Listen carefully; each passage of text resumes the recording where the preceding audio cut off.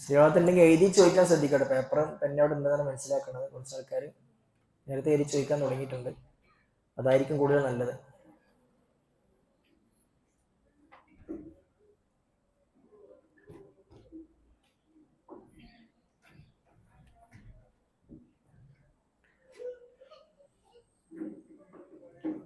ഒന്നുമില്ലെങ്കിൽ വേറെ കുറച്ച് പേര് അങ്ങോട്ട് പറയാണ്ട് പറയട്ടെ. എന്നാലും പിന്നെ വീണ്ടും അവസരം ഉണ്ടാവില്ല.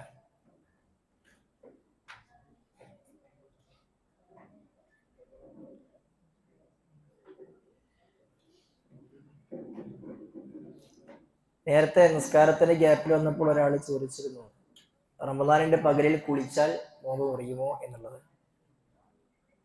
നമ്മള് മനസ്സിലാക്കേണ്ട ഒരു കാര്യം, നോമ്പ് മുറിയുന്ന കാര്യങ്ങളായി നബി സല്ലല്ലാഹു അലൈഹി വസല്ലമ പഠിപ്പിച്ച കാര്യങ്ങൾ കൊണ്ട് മാത്രമേ നോമ്പ് മുറിയുകയുള്ളൂ. വെള്ളം തട്ടിക്കാൻ പാടില്ല എന്നൊന്നുമില്ല. എന്നാൽ ചില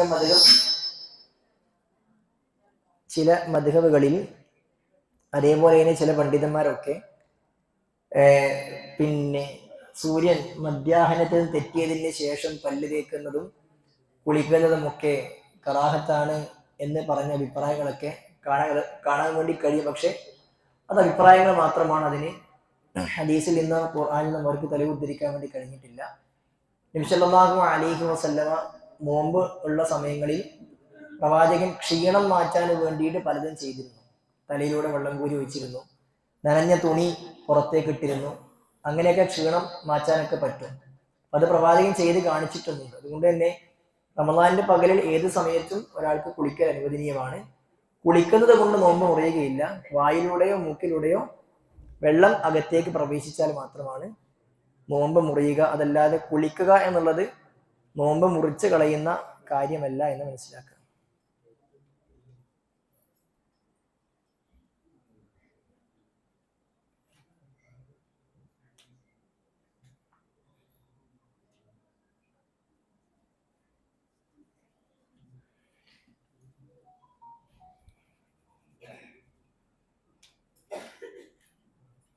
ശരി,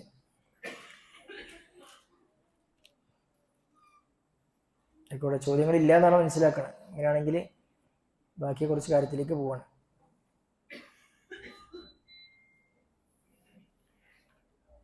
നോ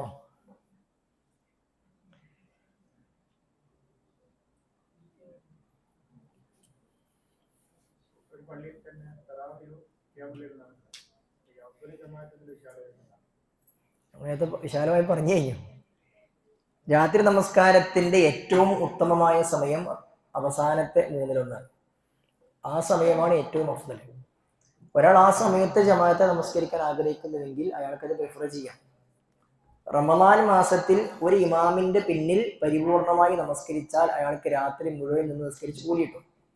അത് ആദ്യത്തെ സമയത്ത് റമദാനിന്റെ തറാവീഹ് നമസ്കരിച്ചാലും അവസാനത്തെ സമയത്ത് പരിപൂർണമാക്കിയാലും ആ കൂലി കിട്ടും. അതുകൊണ്ട് ആദ്യത്തെ സമയത്ത് നിസ്കരിക്കുന്നത് നല്ലോലും അവസാനത്തെ സമയത്ത് നിസ്കരിക്കുന്നതോ മോശം, അല്ലെങ്കിൽ ആദ്യത്തെ സമയത്ത് നിസ്കരിക്കുന്നതോ മോശം അവസാനത്ത് നിസ്കരിക്കുന്ന നല്ല എന്നൊന്നുമില്ല. ഒരു വ്യക്തിയെ സംബന്ധിച്ചിടത്തോളം അവന്റെ നമസ്കാരം ഏറ്റവും ഊർജസ്വലമായി ഉന്മേഷത്തോടു കൂടിയാണ് നിർവഹിക്കേണ്ടത്. അപ്പൊ നല്ല ആരോഗ്യമുള്ള ഒരു വ്യക്തിയാണ് രാത്രിയുടെ സമയത്ത് ഉറങ്ങി എഴുന്നേറ്റിട്ട് ദീർഘമായി നിന്ന് നിസ്കരിക്കാൻ വേണ്ടി അയാൾക്ക് കഴിയും. ആ വ്യക്തിക്ക് അവസാന സമയം ചൂസ് ചെയ്യാം. എന്നാൽ രാത്രി ഉറങ്ങി എഴുന്നേറ്റ് ദീർഘമായി നിസ്കരിക്കുമ്പോൾ നല്ല ഉറക്കം വരും. പിന്നെ ആ സമയത്ത് നല്ല ഭയഭക്തിയോടുകൂടി ഹൃദയസാന്നിധ്യം നിസ്കരിക്കാൻ വേണ്ടി കഴിയില്ല എന്നുള്ള ഒരാൾ ആദ്യ സമയം ചൂസ് ചെയ്യുന്ന അയാൾക്ക് നല്ലത്.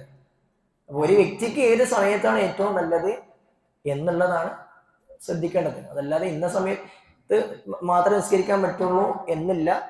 രാത്രി നമസ്കാരങ്ങളുടെ മൊത്തം സമയങ്ങളിൽ ഏറ്റവും ഉത്തമമായ സമയം അവസാനത്തെ സമയമാണ്. അതാണ് ഉമർലാനിക്ക് എന്ന് പറഞ്ഞത്. ഉറങ്ങുന്ന ആൾക്കാരോട് കുറിച്ച് പറഞ്ഞല്ലോ. പള്ളിയിൽ ജമാഅത്ത് ആയിക്കൊണ്ട് തറാവീഹ് നടന്നുകൊണ്ടിരിക്കും ഉമർലാൻ പറഞ്ഞു, ഇപ്പോൾ ഉറങ്ങുന്നവരാണ് നമസ്കരിക്കുന്നവരെക്കാളും ഉത്തമം. അവർ എഴുന്നേറ്റ് എന്നിട്ട് എന്ത് ചെയ്യും? അവസാന സമയത്ത് നമസ്കരിക്കുന്ന പറഞ്ഞത്. എന്നാൽ ആദ്യത്തെ സമയത്ത് നിസ്കരിക്കുന്ന ആൾക്കാരെ മോശക്കാരാണെന്ന് മുഴുവൻ പറഞ്ഞിട്ടില്ല.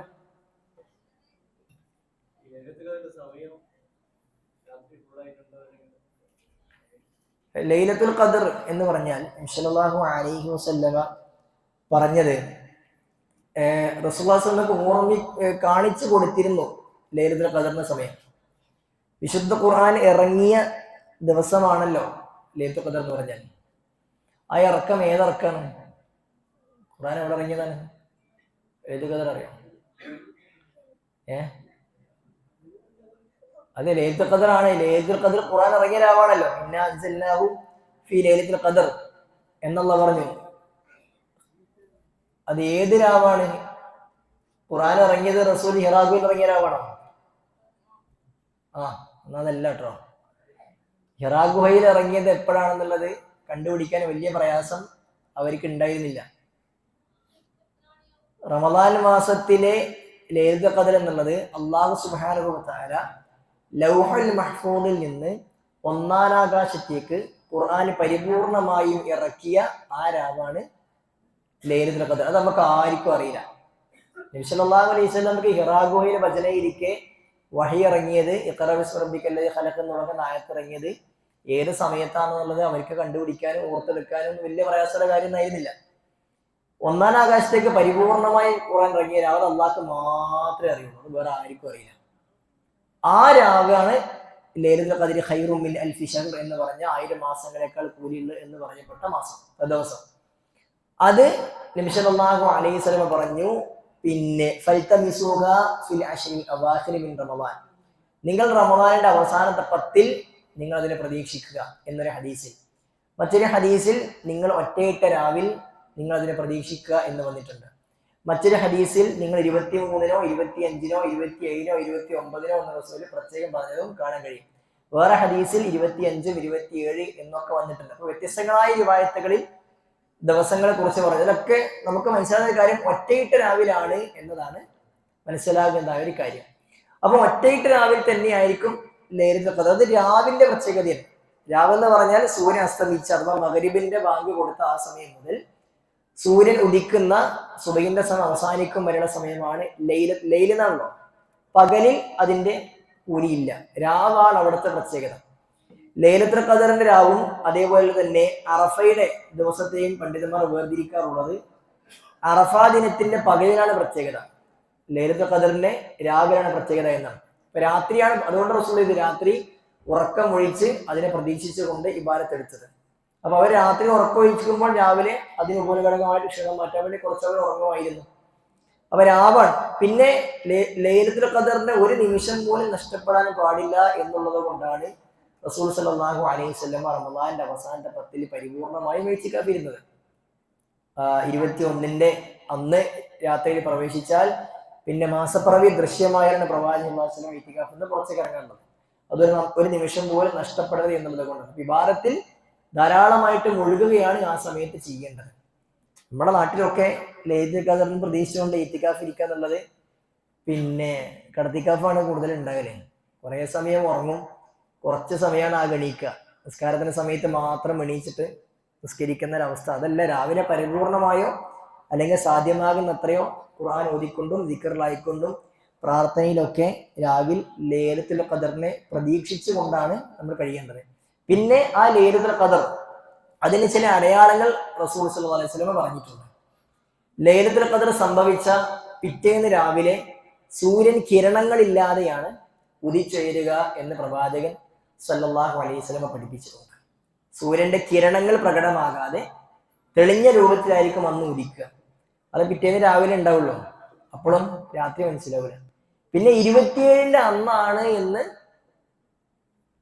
കുറെ പണ്ഡിതന്മാരൊക്കെ പറഞ്ഞിട്ടുണ്ട്. 27-ന്റെ അന്നാണ് ലൈലത്തുൽ ഖദർ, അവർക്ക് അനുഭവപ്പെട്ടതാണ്. ഈ വിഷയത്തിൽ പണ്ഡിത ലോകത്ത് വ്യത്യസ്തമായ അഭിപ്രായങ്ങളുണ്ട്. അത് നിരന്തരമായും ഒരേ ദിവസമാണ് ആവർത്തിക്കുക എന്ന് പറഞ്ഞ പണ്ഡിതന്മാരുണ്ട്. അതല്ല, ഓരോ റമളാനിലും അത് മാറി മാറി വരും എന്ന് പറഞ്ഞ പണ്ഡിതന്മാരുണ്ട്. പിന്നെ ഇരട്ടയിലും പ്രതീക്ഷിക്കണം എന്ന് പറഞ്ഞ പണ്ഡിതന്മാരുണ്ട്. കാരണം ഓരോ നാട്ടിലും മാസപ്പിറവി അനുസരിച്ചാണ് നമ്മൾ എന്ത് ചെയ്യാറുള്ളത്, നോമ്പ് തുടങ്ങാറുള്ളത്. അപ്പൊ ഇവിടെ ചിലപ്പോൾ ഒന്നാണെങ്കിൽ സൗദിയിൽ 2ആയിരിക്കും.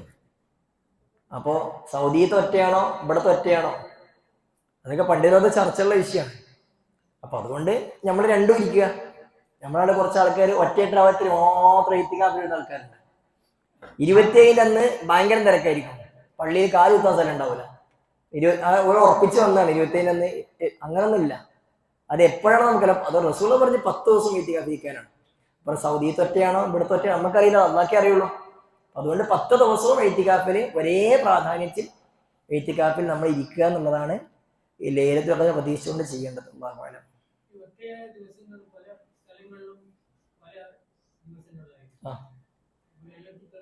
അതാണ് ഞാൻ പറഞ്ഞത്, അതിപ്പോ ഞാൻ ലാസ്റ്റ് പറഞ്ഞതാണ് ലൈലത്തുൽ ഖദർ ഒറ്റയിട്ട രാവിലാണ് എന്ന് ഹദീസിലുണ്ട്. അപ്പൊ അത് ഓരോ നാട്ടിലെയും ഒറ്റയിട്ട രാവ് എപ്പോഴാണോ അതാണ് എന്നാണ് ഒരു പണ്ഡിതാഭിപ്രായം. ഞാൻ പറയും ഈ വിഷയത്തിൽ വ്യത്യസ്ത അഭിപ്രായങ്ങളുണ്ട്. അപ്പൊ അത് ലൈലത്തുൽ ഖദർ എന്ന് പറഞ്ഞാൽ അത് ഒറ്റ രാവാണ്, ആകാശത്തിന്റെ കീഴെ ഒറ്റ രാവാണ്. അപ്പൊ അത് പിന്നെ ചിലപ്പോ സൗദിയത്തെ ഒറ്റയായിട്ട് രാവാണെങ്കിൽ ഇവിടെ ഇരട്ടായിരിക്കും. അപ്പൊ നമ്മൾ 27 പ്രതീക്ഷിച്ച് പോയിരുന്നാല് അപ്പൊ നമുക്കത് കിട്ടിയിട്ടുണ്ടാവില്ല. അത് മൊത്തത്തിൽ പ്രവാചകൻ സല്ലല്ലാഹു അലൈഹി വസല്ലമക്ക് ലൈലത്തുൽ ഖദറിന്റെ ദിവസം എപ്പോഴാണ് എന്ന് മറപ്പിക്കപ്പെട്ടത് മുസ്ലിം ഉമ്മത്തിന് ഖൈറാണ്. കാരണം അത് ഇന്ന ദിവസമാണ് എന്ന് നിശ്ചയിച്ച് പ്രവാചകൻ കൃത്യമായി പഠിപ്പിച്ചു കൊടുത്തിട്ടുണ്ടെങ്കിൽ ജനങ്ങളൊക്കെ എന്ത് ചെയ്യും, ബാക്കിയുള്ള ദിവസം മുഴുവനും അശ്രദ്ധമാകും. ഇപ്പൊ തന്നെ നമ്മുടെ നാട്ടില് 27 എന്നുള്ള നിരക്ക് ബാക്കി ദിവസങ്ങൾ ഉണ്ടാകാറില്ല, അത് ഉറപ്പിച്ച മട്ടാണ്. റസൂല് അത് അറിയിച്ചു കൊടുക്കാതിരുന്നത് അതായത് പണ്ഡിത ലോകത്ത് ആ വിഷയത്തിൽ വ്യത്യസ്ത അഭിപ്രായങ്ങളുണ്ട്. റസൂല് ചെയ്ത രീതി എന്താണ്? 10 ദിവസവും പള്ളിയിൽ ഇരുന്ന് ഇത്തികാഫ് പ്രതീക്ഷിച്ചു, അതാണ് നമ്മൾ ചെയ്യേണ്ടത്. അപ്പൊ ഏത് ദിവസവും എന്ത് ചെയ്യും, ആകാം. പിന്നെ ലൈലത്തുൽ പ്രതീക്ഷിച്ചുകൊണ്ട് ഇത്തികാഫ് ഇരിക്കുന്ന വ്യക്തിക്ക് അവനത് കിട്ടിക്കഴിഞ്ഞാൽ മനസ്സിലൊരു തോന്നലുണ്ടാകും, ഇന്ന് ലൈലത്തുൽ ഖദർ ആണെന്നുള്ളത്. അത് മനസാന്നിധ്യത്തോടു കൂടി ഇബാദത്തെടുക്കുന്ന ആൾക്ക് കിട്ടുന്ന ഒരു ഫീലിംഗ് ആണ്. അതല്ലാതെ കിടന്നുറങ്ങി ആ രാവിലെ അവസാനിപ്പിച്ച് തീർത്താൽ അത് എപ്പോഴാ കഴിഞ്ഞെന്ന് എനിക്ക് 10 ദിവസം ഒരേ പോലെ ഇരിക്കും.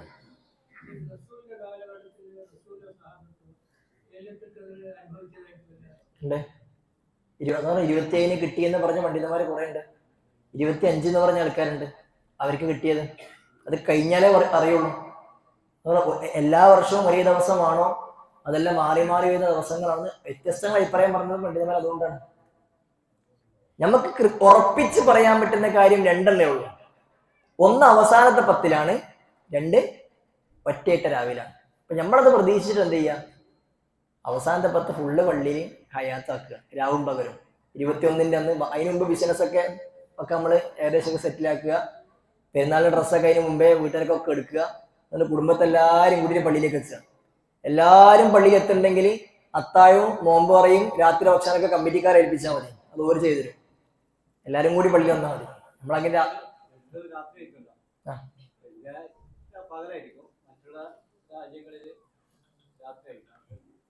അതില്ല, അത് ഈ രാവും പകലും എന്നൊക്കെ പറഞ്ഞാൽ ഞമ്മക്കുള്ളതാണ്, അത് ഞമ്മക്കുള്ളതാണ്. നമ്മള് പണ്ടൊരു ഉസ്താദ് പറഞ്ഞല്ലോ, അള്ളാഹു സുബ്ഹാനഹു യൻസിലു റബ്ബുന തബാറക വതആല ഹിന യബ്ഖ സുലസുൽ ആഖിർ, രാവിന്റെ അവസാനത്തെ ഒന്ന് ബാക്കിയാകുമ്പോൾ അള്ളാഹ് എന്ത് ചെയ്യും, 1 ആകാശത്തേക്ക് ഇറങ്ങി വരും. അള്ളാഹ് ഇറങ്ങി വരുന്ന അള്ളാഹ് പറഞ്ഞാണ്. അപ്പൊ അതിനെ ചില ആളുകൾക്ക് ഉൾക്കൊള്ളാൻ, നമ്മളാണ് സൂഫികൾക്ക് അത് ഉൾക്കൊള്ളാൻ കഴിഞ്ഞില്ല. അവര് അള്ളാഹ് ഇറങ്ങി എന്ന് പറഞ്ഞാൽ അള്ളാഹിന്റെ റഹ്മത്ത് ഇറങ്ങി എന്ന് അർത്ഥം വെക്കുക. അപ്പോൾ അതിനെ കളിയാക്കി. ഇന്ത്യയിൽ പകലാകുമ്പോൾ അമേരിക്കയിൽ രാത്രിയാണ്, അമേരിക്കയിൽ പിന്നെ പകലാകുമ്പോൾ ഇന്ത്യയിൽ രാത്രിയാണ്. ലോകത്ത് എല്ലാ സമയത്തും രാവും പകലും മാറി മാറി വരുന്നുണ്ട്. അപ്പൊ രാവിന്റെ 3-1 ഇങ്ങനെ കറങ്ങി കളിക്കാണ്. അപ്പൊ അള്ളാഹ് കറച്ചിരിക്കാൻ നേരം ഉണ്ടാവില്ല, ഇറങ്ങി വരേന്റെ പണിയായിരിക്കും എന്ന് പറഞ്ഞ് നിഷേധിച്ച കളിയാക്കിയ ആൾക്കാരുണ്ട്. ഒരിക്കൽ അള്ളാഹിന്റെ ഖദർ എന്താണെന്ന് മനസ്സിലാത്തതുകൊണ്ടാണ്. രാവും പകലും ഒക്കെ നമുക്കുള്ളതാണ്. ആകാശത്തിന്റെ കീഴെ സൂര്യന്റെ താഴത്തല്ലേ രാവും പകലുള്ളൂ. അള്ളാഹുള്ളത് അവിടെ, അള്ളാഹ് ഇന്ത്യ മുകളിൽ 7 ആകാശത്തിന്റെ മുകളിലാണ്. ഇപ്പൊ രാവും പകലും അള്ളാഹ്ക്കില്ല, ഞമ്മക്കുള്ളതാണ്. അപ്പൊ അതുകൊണ്ട് തന്നെ അത് അള്ളാഹ് നൽകുമെന്ന് പറയാം, അള്ളാഹ് നൽകും. നമ്മളോട് എന്താ പറഞ്ഞത്, നിങ്ങളുടെ നാട്ടിലെ ഒറ്റയിട്ട രാത്രിയിൽ നിങ്ങൾ അതിനെ വിളിച്ച് പള്ളി എത്തുക, അത് തരേണ്ട പടച്ചവന്റെ ഡ്യൂട്ടിയാണ്. അവിടെ നമ്മൾ പകല് ആവർക്കൊന്നും പറയേണ്ട ആവശ്യമില്ല, അത് അള്ളാഹ് തരും. അമേരിക്കക്കാർ ഓരോ യാത്ര ഇരിക്കുക, നമ്മുടെ യാത്ര ഇരിക്കുക.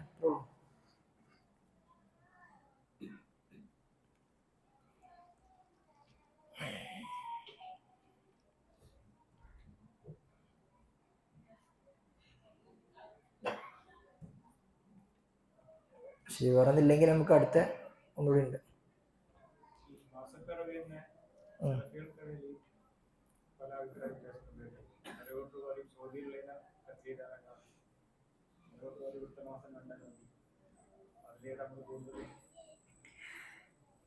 ഇത് പിന്നെ വിശാലമായൊരു വിഷയമാണ്. പണ്ഡിത ലോകത്ത് വലിയ അഭിപ്രായ വ്യത്യാസങ്ങൾ ഉള്ളതായ ഒരു വിഷയമാണ് മാസപ്പിറവി വിഷയത്തിലെ അഭിപ്രായ വ്യത്യാസങ്ങൾ. ഈ വിഷയത്തിൽ നമ്മൾ അടിസ്ഥാനപരമായി മനസ്സിലാക്കേണ്ടത് വ്യത്യസ്ത അഭിപ്രായങ്ങൾ പണ്ഡിത ലോകത്ത് ഈ വിഷയത്തിൽ ഉണ്ട്. അത് നിഷേധിക്കാൻ പറ്റിയ കാര്യമൊന്നുമല്ല, അതൊരു യാഥാർത്ഥ്യമാണ്. ലോകത്ത് മുഴുവൻ ഒറ്റ മാസപ്പിറവിയെ അനുസരിച്ചുകൊണ്ട് മുന്നോട്ട് പോകണം എന്ന് പറഞ്ഞ പണ്ഡിതന്മാർ ലോകത്തുണ്ട്, പണ്ടുകാലം മുതലേ ഉണ്ട്. എന്നാൽ ഓരോ നാട്ടിലും എപ്പോഴാണോ അതനുസരിച്ചുകൊണ്ട് എന്ന് പറഞ്ഞ വേണ്ടി 7-ലധികം അഭിപ്രായങ്ങൾ മാസപ്പിറവിയുമായി ബന്ധപ്പെട്ട വിഷയത്തിൽ പണ്ഡിത ലോകത്തുണ്ട്. 1-2 അഭിപ്രായമല്ല, നമുക്ക് 2 അഭിപ്രായം നമ്മുടെ നാട്ടിലേക്കുള്ളൂ. ലോകത്തെല്ലായിടത്തും ഒരേ അത്. അതേപോലെ മക്കയെ അടിസ്ഥാനപ്പെടുത്തിക്കൊണ്ട് മുന്നോട്ട് പോകണം എന്ന് പറഞ്ഞത് ഒരു സ്ഥലത്ത് കണ്ടാൽ പിന്നെ അതിനെ തുടർന്ന് വരുന്ന സമയങ്ങളിൽ ഉള്ള സ്ഥലങ്ങളിൽ ആ ദിവസം എന്നൊക്കെ വ്യത്യസ്ത അഭിപ്രായങ്ങളുണ്ട്. അതിലൊക്കെ ഓരോ പണ്ഡിതന്മാരും അവർക്ക് ഇജ്തിഹാദ് ചെയ്തുകൊണ്ട് അവരുടെ അഭിപ്രായങ്ങളൊക്കെ കൃത്യമായിട്ട് പറഞ്ഞിട്ടുണ്ട്. എന്നാൽ ഏറ്റവും സ്വീകാര്യോഗ്യമായ അഭിപ്രായമായിക്കൊണ്ടും ഏറ്റവും എളുപ്പമുള്ള അഭിപ്രായമായിക്കൊണ്ടും പണ്ഡിതന്മാർ പഠിപ്പിക്കുന്നത് ഓരോ നാട്ടിലും പ്രത്യേകമായി മാസപ്പിറവിയുടെ അടിസ്ഥാനത്തിൽ അവർ നോമ്പ് ആരംഭിക്കുക എന്നാണ്. കാരണം ഇവിടെ ഏറ്റവും അടിസ്ഥാനപരമായി മനസ്സിലാക്കേണ്ട ഒരു വിഷയം എന്താ വെച്ചാൽ, നബി സല്ലല്ലാഹു അലൈഹി വസല്ലമ ഈ ഉമ്മത്തിന്റെ ഐക്യത്തിന് പ്രാധാന്യം കൊടുത്ത വിഷയമാണ് മാസപ്പിറവി എന്നുള്ളത്. റസൂൽ പറഞ്ഞു, അസ്സൗമു യൗമ യസൂമൂൻ വൽ ഫിത്റു യൗമ യഫ്തിറൂൻ വൽ അദ്ഹ യൗമ യുളഹൂൻ. നോമ്പ് ജനങ്ങൾ നോമ്പെടുക്കുമ്പോഴാണ്, പെരുന്നാള് ജനങ്ങൾ പെരുന്നാൾ ആഘോഷിക്കുമ്പോഴാണ്, ഈദുൽ അദ്ഹ ജനങ്ങൾ അഥവാ എല്ലാവരും ഒരുമിച്ചാണ് ചെയ്യേണ്ടത്. അഥവാ അഭിപ്രായ വ്യത്യാസങ്ങൾ ഉണ്ടാകാൻ പാടില്ല, എല്ലാവരും ഒറ്റ ദിവസത്തിലേക്ക് എത്തണം. എന്നാൽ നമ്മുടെ നാട്ടിൽ പിന്നെ എല്ലാവരും ഈ ചില ടീം നമ്മുടെ നാട്ടിൽ ജീവിച്ചിരിപ്പുണ്ട് എന്ന് അറിയാനുള്ള മാസപ്പിറവി ആയാലാണ്. ഒരു വേറെ 365 ദിവസങ്ങളിൽ ഇങ്ങനത്തെ ഒരു വിഭാഗം നാട്ടിലുണ്ടെന്ന് ആരും അറിയില്ല. നമ്മുടെ നാട്ടിൽ അതൊരു അഭിപ്രായ ഭിന്നതയുടെ കാരണമായിട്ടാണ് അതിനെ കാണാറുള്ളത്. ഏറ്റവും പ്രബലമായി നമുക്ക് സ്വീകരിക്കാൻ പറ്റുന്നതും ഏറ്റവും എളുപ്പമുള്ളതും ഓരോ നാട്ടിലുമുള്ള രീതി അനുസരിച്ച് പോക്കാണ്. അപ്പോൾ പിന്നെ ഓരോ ആളുകൾക്കും മത്ലഉകളുണ്ട് എന്ന അടിസ്ഥാനത്തിലാണ് ഇമാം മുസ്ലിം റഹ്മത്തുള്ളാഹി അലൈഹി ഹദീസിലെ ഇമാം നവവി റഹ്മത്തുള്ളാഹി അലൈഹി ബാബുകൾ കൊടുത്തപ്പോൾ ഓരോ നാട്ടിലും വ്യത്യസ്ത മത്ലഉകളുണ്ട്. ആ മത്ലഉകൾ അഥവാ ഉദയസ്ഥാനങ്ങളുണ്ട്. ആ ഉദയസ്ഥാനങ്ങൾ സ്വീകരിച്ച് പോരുന്ന ആളുകൾക്കൊക്കെ ആ ദിവസം എന്ന രൂപത്തിലാണ് അവർക്ക് പറഞ്ഞിട്ടുള്ളത്. അപ്പൊ മത്ലഅനെ നിശ്ചയിക്കുന്നത് ആരാണ്? അതൊക്കെ വ്യത്യസ്തമായ അഭിപ്രായങ്ങളാണ്. അപ്പൊ ഒരു നാട്ടിൽ പിന്നെ ഇസ്ലാമിക ഭരണകൂടം ഉണ്ടെങ്കിൽ ആ ഇസ്ലാമിക ഭരണകൂടമാണ് മാസപ്പിറവി കണ്ടതായിക്കൊണ്ട് പ്രഖ്യാപിക്കേണ്ടത്. സൗദി അറേബ്യയാണ് അങ്ങനെ സിസ്റ്റം ഉണ്ട്, അവർ പ്രഖ്യാപിക്കാറുണ്ട്. അപ്പൊ ഓരോ നാട്ടിലും ഇസ്ലാമിക രാജ്യങ്ങൾ അവർ ഏത് മത്ലഅനെ തിരഞ്ഞെടുക്കുന്ന അവർക്ക് അവരുടെ സ്വന്തം അഭിപ്രായമാണ്. അവത് പറഞ്ഞാൽ പ്രഖ്യാപിച്ചാൽ സ്വീകരിക്കണം. ഇപ്പോ പിന്നെ സൗദി അറേബ്യയുടെ മാസപ്പിറവിയാണ് UAE-യും ഖത്തറും അതേപോലെ തന്നെ കുവൈത്തും ഒക്കെ സ്വീകരിക്കാറുള്ളത്. എന്നാൽ UAE-യും ഖത്തറൊക്കെ എന്ത് ചെയ്യലുണ്ട്? അവരും മാസം ദർശിക്കാൻ വേണ്ടി അവർ ആഹ്വാനം കൊടുക്കാറുണ്ട്. അതെല്ലാവരോടും ചെയ്യാൻ വേണ്ടി പറഞ്ഞ കാര്യമാണ്. പക്ഷെ സൗദി അറേബ്യ പ്രഖ്യാപിച്ചു കഴിഞ്ഞാൽ എന്ത് ചെയ്യും? ഇവരൊക്കെ അത് സ്വീകരിച്ചു പോരും. എന്നാൽ ഒമാൻ അവർ സ്വന്തമായിക്കൊണ്ട് ആഹ്വാനം നടത്തുകയും അവർ തന്നെ കണ്ടുറപ്പിച്ചാൽ മാത്രം പ്രഖ്യാപിക്കുകയും ചെയ്യുന്ന സിസ്റ്റമാണ് അവർക്കുള്ളത്. അതുകൊണ്ടാണ് ഒമാനും മറ്റ് സൗദി പിന്നെ GCC കൺട്രീസിൽ വ്യത്യാസമാകുന്നത്. ചിലപ്പോൾ ഒരേപോലെ ആവുകയും ചെയ്യും. അതൊക്കെ ചില ആളുകളൊക്കെ അത് പൊളിറ്റിക്സ് ആണെന്നൊക്കെ പറഞ്ഞ് അതിനെ വിമർശിക്കാറൊക്കെ ഉണ്ട്. ഒമാന് മാസപ്പിറവി സൗദിനെ അവർ സ്വീകരിക്കാറില്ല. അവരുടെ രാജ്യത്തെ മാസപ്പിറവിയും സിസ്റ്റമാണ് അവർ സ്വീകരിക്കാറുള്ളത്. അത്രേ അതിലുള്ളൂ. നമ്മളുടെ നാട്ടിൽ സൗദി അറേബ്യയെ സ്വീകരിക്കാൻ ഇതൊരു ഇസ്ലാമിക രാജ്യമാണ്, അതല്ലെങ്കിൽ ഇന്ത്യ രാജ്യത്തുള്ള മുഴുവൻ പിന്നെ മുസ്ലിം സംഘടനകളുടെ നേതാക്കന്മാരും ഒരുമിച്ച് ചേർന്നുകൊണ്ട് നമുക്ക് സൗദി അറേബ്യയുടെ പ്രഖ്യാപനത്തെ സ്വീകരിക്കാം, അതിന് നമുക്ക് മത്ലഅ തിരഞ്ഞെടുക്കാം എന്നെല്ലാവരും ഐക്യകണ്ഠന് അഭിപ്രായപ്പെടുകയാണെങ്കിൽ അങ്ങനെ പോകാം, അതിന്റെ പ്രശ്നമില്ല. പക്ഷെ അങ്ങനെയല്ല നമ്മുടെ നാട്ടിൽ ചെയ്യാറുള്ളത്. നമ്മുടെ നാട്ടിൽ ഓരോ നാട്ടിലെയും മാസപ്പിറവിക്ക് അനുസരിച്ച് പ്രഖ്യാപിക്കുകയാണ് ചെയ്യാറുള്ളത്. അതാണ് നമ്മുടെ നാട്ടിൽ വർഷങ്ങളായി ചെയ്തു പോരുന്ന രീതി. അപ്പൊ അങ്ങനെ ഒരു സിസ്റ്റം ഇവിടെ ഉണ്ടെങ്കിൽ നമ്മൾ ആ സിസ്റ്റത്തെയാണ് എന്ത് ചെയ്യേണ്ടത്? ഫോളോ ചെയ്യേണ്ടത്. ഇപ്പൊ ലജ്നത്തുൽ ദായിമയോട് പിന്നെ പാകിസ്ഥാൻ എംബസിയിൽ വർക്ക് ചെയ്യുന്ന അവിടുത്തെ സൗദി എംബസിയിൽ വർക്ക് ചെയ്യുന്ന സൗദികളായ ആളുകൾ ഫത്വ ചോദിക്കുന്നത് കാണാൻ വേണ്ടി കഴിയും. ഷെയ്ഖ് ബിൻ ബാസ് റഹ്മത്തുള്ളാഹി അലൈഹി അതിന് കൊടുത്ത മറുപടിയിൽ കാണാൻ വേണ്ടി സാധ്യമാകും. ഷെയ്ഖ് ബിൻ ബാസിന്റെ അഭിപ്രായ പ്രകാരം ലോകത്ത് മൊത്തം ഒറ്റ അഭിപ്രായത്തിലേക്ക് വരണമെന്നാണ്. ഒരു സ്ഥലത്ത് കണ്ടാൽ അവിടെ എല്ലാവരും സ്വീകരിക്കണം എന്നാണ് അദ്ദേഹം ആ നിലപാടിലേക്ക് വരണമെന്ന് അദ്ദേഹത്തിന് അഭിപ്രായം. എന്നാൽ ആളുകൾ സ്വീകരിക്കുന്നത് നിഷേധിക്കണം എന്നതിന് അഭിപ്രായം ഇല്ല. അപ്പൊ അതുകൊണ്ട് അദ്ദേഹത്തോട് ചോദിച്ചപ്പോൾ അദ്ദേഹം പറഞ്ഞത്, നിങ്ങൾ അവിടുത്തെ ചോദ്യം എന്താ വെച്ചാല്, പിന്നെ സൗദി അറേബ്യ മാസപ്പിറവി കണ്ടതിന്റെ 2 ദിവസ വ്യത്യാസത്തിലാണ് പാകിസ്ഥാനിലെ മാസം കണ്ടത്. അപ്പൊ നമ്മളെ കൂടുതൽ കുറച്ച് ആൾക്കാർ സൗദി പ്രഖ്യാപിച്ചപ്പോൾ എംബസിയിൽ വർക്ക് ചെയ്യുന്ന ആൾക്കാരാണ്, സൗദികളാണ്. നമ്മളെ കുറച്ച് ആൾക്കാർ എന്ത് ചെയ്തു, പിന്നെ സൗദി പ്രഖ്യാപിച്ചപ്പോൾ അതനുസരിച്ചിട്ട് അവർ മുന്നോട്ട് പോയി. വേറെ കുറച്ച് ആൾക്കാർ പാകിസ്ഥാൻ പ്രഖ്യാപിച്ചപ്പോൾ അതനുസരിച്ച് മുന്നോട്ട് പോയി. നമ്മൾ എന്താ ചെയ്യേണ്ടതെന്നാണ് ചോദ്യം ചോദിക്കപ്പെട്ടത്. അപ്പൊ ഷെയ്ഖ് പറഞ്ഞത്, അവിടെ പാകിസ്ഥാനിൽ നിങ്ങളുടെ നാട്ടിൽ അവിടെ മാസപ്പിറവി നോക്കാൻ ആഹ്വാനം നടത്തുകയും അത് കണ്ടാൽ പ്രഖ്യാപിക്കുകയും ചെയ്യുന്ന സിസ്റ്റം ഉണ്ടെങ്കിൽ നിങ്ങൾ അതിനെ ഫോളോ ചെയ്യണം. നിങ്ങൾ എന്ത് ചെയ്യരുത്, അവിടെ സമൂഹത്തിൽ ഭിന്നിപ്പ് ഉണ്ടാക്കിയിട്ട് നിങ്ങൾ വേറെ നോമ്പ് തുടങ്ങാൻ വേണ്ടി പാടില്ല. അത് എല്ലാ സ്ഥലത്തും ഒരേ മാസപ്പിറവി അടിസ്ഥാനപ്പെടുത്തുന്ന അഭിപ്രായമാണ് ഷെയ്ഖ് ബിൻ അത് പറഞ്ഞത്. ഷെയ്ഖ് ബിൻ ഉസൈമീനും ലജ്നത്തുൽ ദായിമയും ഒക്കെ ഇതേ അഭിപ്രായം പറഞ്ഞത് കാണാൻ വേണ്ടി സാധ്യമാകും. അപ്പൊ ഒരു നാട്ടിലൊരു സിസ്റ്റം ഉണ്ടെങ്കിൽ ആ സിസ്റ്റത്തെയാണ് എന്ത് ചെയ്യേണ്ടത്, ഫോളോ ചെയ്യേണ്ടത്. അപ്പൊ നമ്മുടെ നാട്ടിൽ വ്യത്യസ്ത മതസംഘടനകളുണ്ട്. അതുകൊണ്ട് ചില ആളുകളൊക്കെ പറയാറുണ്ട്, പിന്നെ ഈ മക്കയെ അടിസ്ഥാനപ്പെടുത്തുന്ന പറയുന്ന ആൾ വിമർശിക്കാറുള്ളത് സമസ്തയുടെ കാലിമാരെ കാത്തു നിൽക്കുകയാണ് മുജാഹിദുകൾ എന്നൊക്കെയാണ്. അതൊക്കെ ബാലിശമായ അഭിപ്രായങ്ങളാണ്. ഒരാൾ മാസം കണ്ടു കഴിഞ്ഞാൽ അത് മറ്റുള്ള മതസംഘടനകളോടൊക്കെ വിളിച്ച് അന്വേഷിച്ച് അറിയിച്ച് എല്ലാവരും കൂടി ഐക്യകണ്ഠേന പ്രഖ്യാപിക്കുന്ന സിസ്റ്റമാണ് നമ്മുടെ നാട്ടിലുള്ളത്. ഇപ്പൊ പ്രഖ്യാപിക്കുമ്പോൾ അവർ പ്രഖ്യാപിക്കും, നേപ്പി അവർ പ്രഖ്യാപിക്കും, മുജാഹിദ് പ്രസ്ഥാനങ്ങൾ വ്യത്യസ്തം പ്രഖ്യാപിക്കും. അതിന് വിരുദ്ധമായിക്കൊണ്ട് പിന്നെ മക്ക ഉള്ളതനുസരിച്ച് നമ്മൾ മുന്നോട്ട് പോകാം, അല്ലെങ്കിൽ മാസം നോക്കി തന്നെ വേണ്ട, ആ അഭിപ്രായം ശരിയല്ല. ആകാശത്തെ മാസം ഉണ്ട് നമുക്ക് ഇപ്പോഴേ കണക്കൂട്ടി കണ്ടുപിടിക്കാൻ പറ്റുന്ന സംഗതിയാണ്. അതുകൊണ്ട് ആകാശത്തേക്ക് നോക്കേണ്ട ആവശ്യമൊന്നുമില്ല, മാസം ആകാശം ഉണ്ടെങ്കിൽ കലണ്ടർ നോക്കി നമുക്ക് മുന്നോട്ട് പോകാം എന്ന അഭിപ്രായം അതൊരു ശരിയായ അഭിപ്രായമല്ല. റസൂലുള്ളാഹി സ്വല്ലല്ലാഹു അലൈഹി വസല്ലം പറഞ്ഞു, സൂമു ലിറുയതിഹി വഫ്തിറു ലിറുയതിഹി, നിങ്ങൾ മാസം കണ്ടാൽ എന്ത് ചെയ്യണം, നോമ്പ് തുടങ്ങണം, മാസം കണ്ടാൽ അവസാനിപ്പിക്കണം. വൈൻ ഹുമ്മ അലൈക്കും ഫഅക്മിലു അൽ-ഇദ്ദത സലാസീൻ, ആകാശത്തെ മാസമുണ്ട്, മേഘം മൂടിയിട്ട് നിങ്ങൾക്ക് കാണാൻ കഴിഞ്ഞില്ല, അപ്പൊ നിങ്ങൾ എന്ത് ചെയ്യണം, 30 പൂർത്തിയാക്കിയിട്ട് അടുത്ത ദിവസം നിങ്ങൾ എന്ത് ചെയ്യണം, നോമ്പ് ആരംഭിക്കണം, അല്ലെങ്കിൽ പെരുന്നാൾ ആഘോഷിക്കണം. ആകാശത്തെ മാസം ഇല്ലെങ്കിൽ അല്ല പറഞ്ഞത്, ആകാശത്തെ മാസം ഉണ്ടായിരുന്നെങ്കിൽ കണ്ണുകൊണ്ട് കാണാൻ പറ്റിയില്ല, അപ്പൊ നിങ്ങൾ എന്ത് ചെയ്യണം, അപ്പൊ നിങ്ങൾ പൂർത്തിയാക്കണം എന്നാ പറഞ്ഞത്. അപ്പൊ ആകാശത്തെ മാസം ഉണ്ട്, കണക്കുകൊണ്ട് നമുക്ക് കണക്കൂട്ടാൻ വേണ്ടി പറ്റും എന്ന അഭിപ്രായം ഒന്നും ശരിയായ അഭിപ്രായമല്ല. അപ്പൊ കണ്ടിട്ട് പ്രഖ്യാപിക്കുകയാണ് വേണ്ടത്. ആ കണ്ട് പ്രഖ്യാപിക്കുക നമ്മൾ ഏത് സിസ്റ്റത്തെ ഫോളോ ചെയ്യുന്നു അതനുസരിച്ച് മുന്നോട്ട് പോകേണ്ടത്. അപ്പൊ ഒരു നാട്ടിൽ മാസപ്പിറവി അടിസ്ഥാനത്തിൽ പ്രഖ്യാപിക്കുകയും അതനുസരിച്ച് മുന്നോട്ട് പോവുകയും ചെയ്യുന്ന ഒരു സിസ്റ്റം ഉണ്ടായിരിക്കെ മക്ക അടിസ്ഥാനപ്പെടുത്തിയിട്ട് പിന്നെ പോകണമെന്നുള്ള അഭിപ്രായമൊന്നും അത് ഇഖ്തിലാഫിന്, അഭിപ്രായ ഭിന്നതക്ക്, സമൂഹത്തിൽ കുഴപ്പത്തിന് മാത്രമേ അത് കാരണമാക്കുകയുള്ളൂ.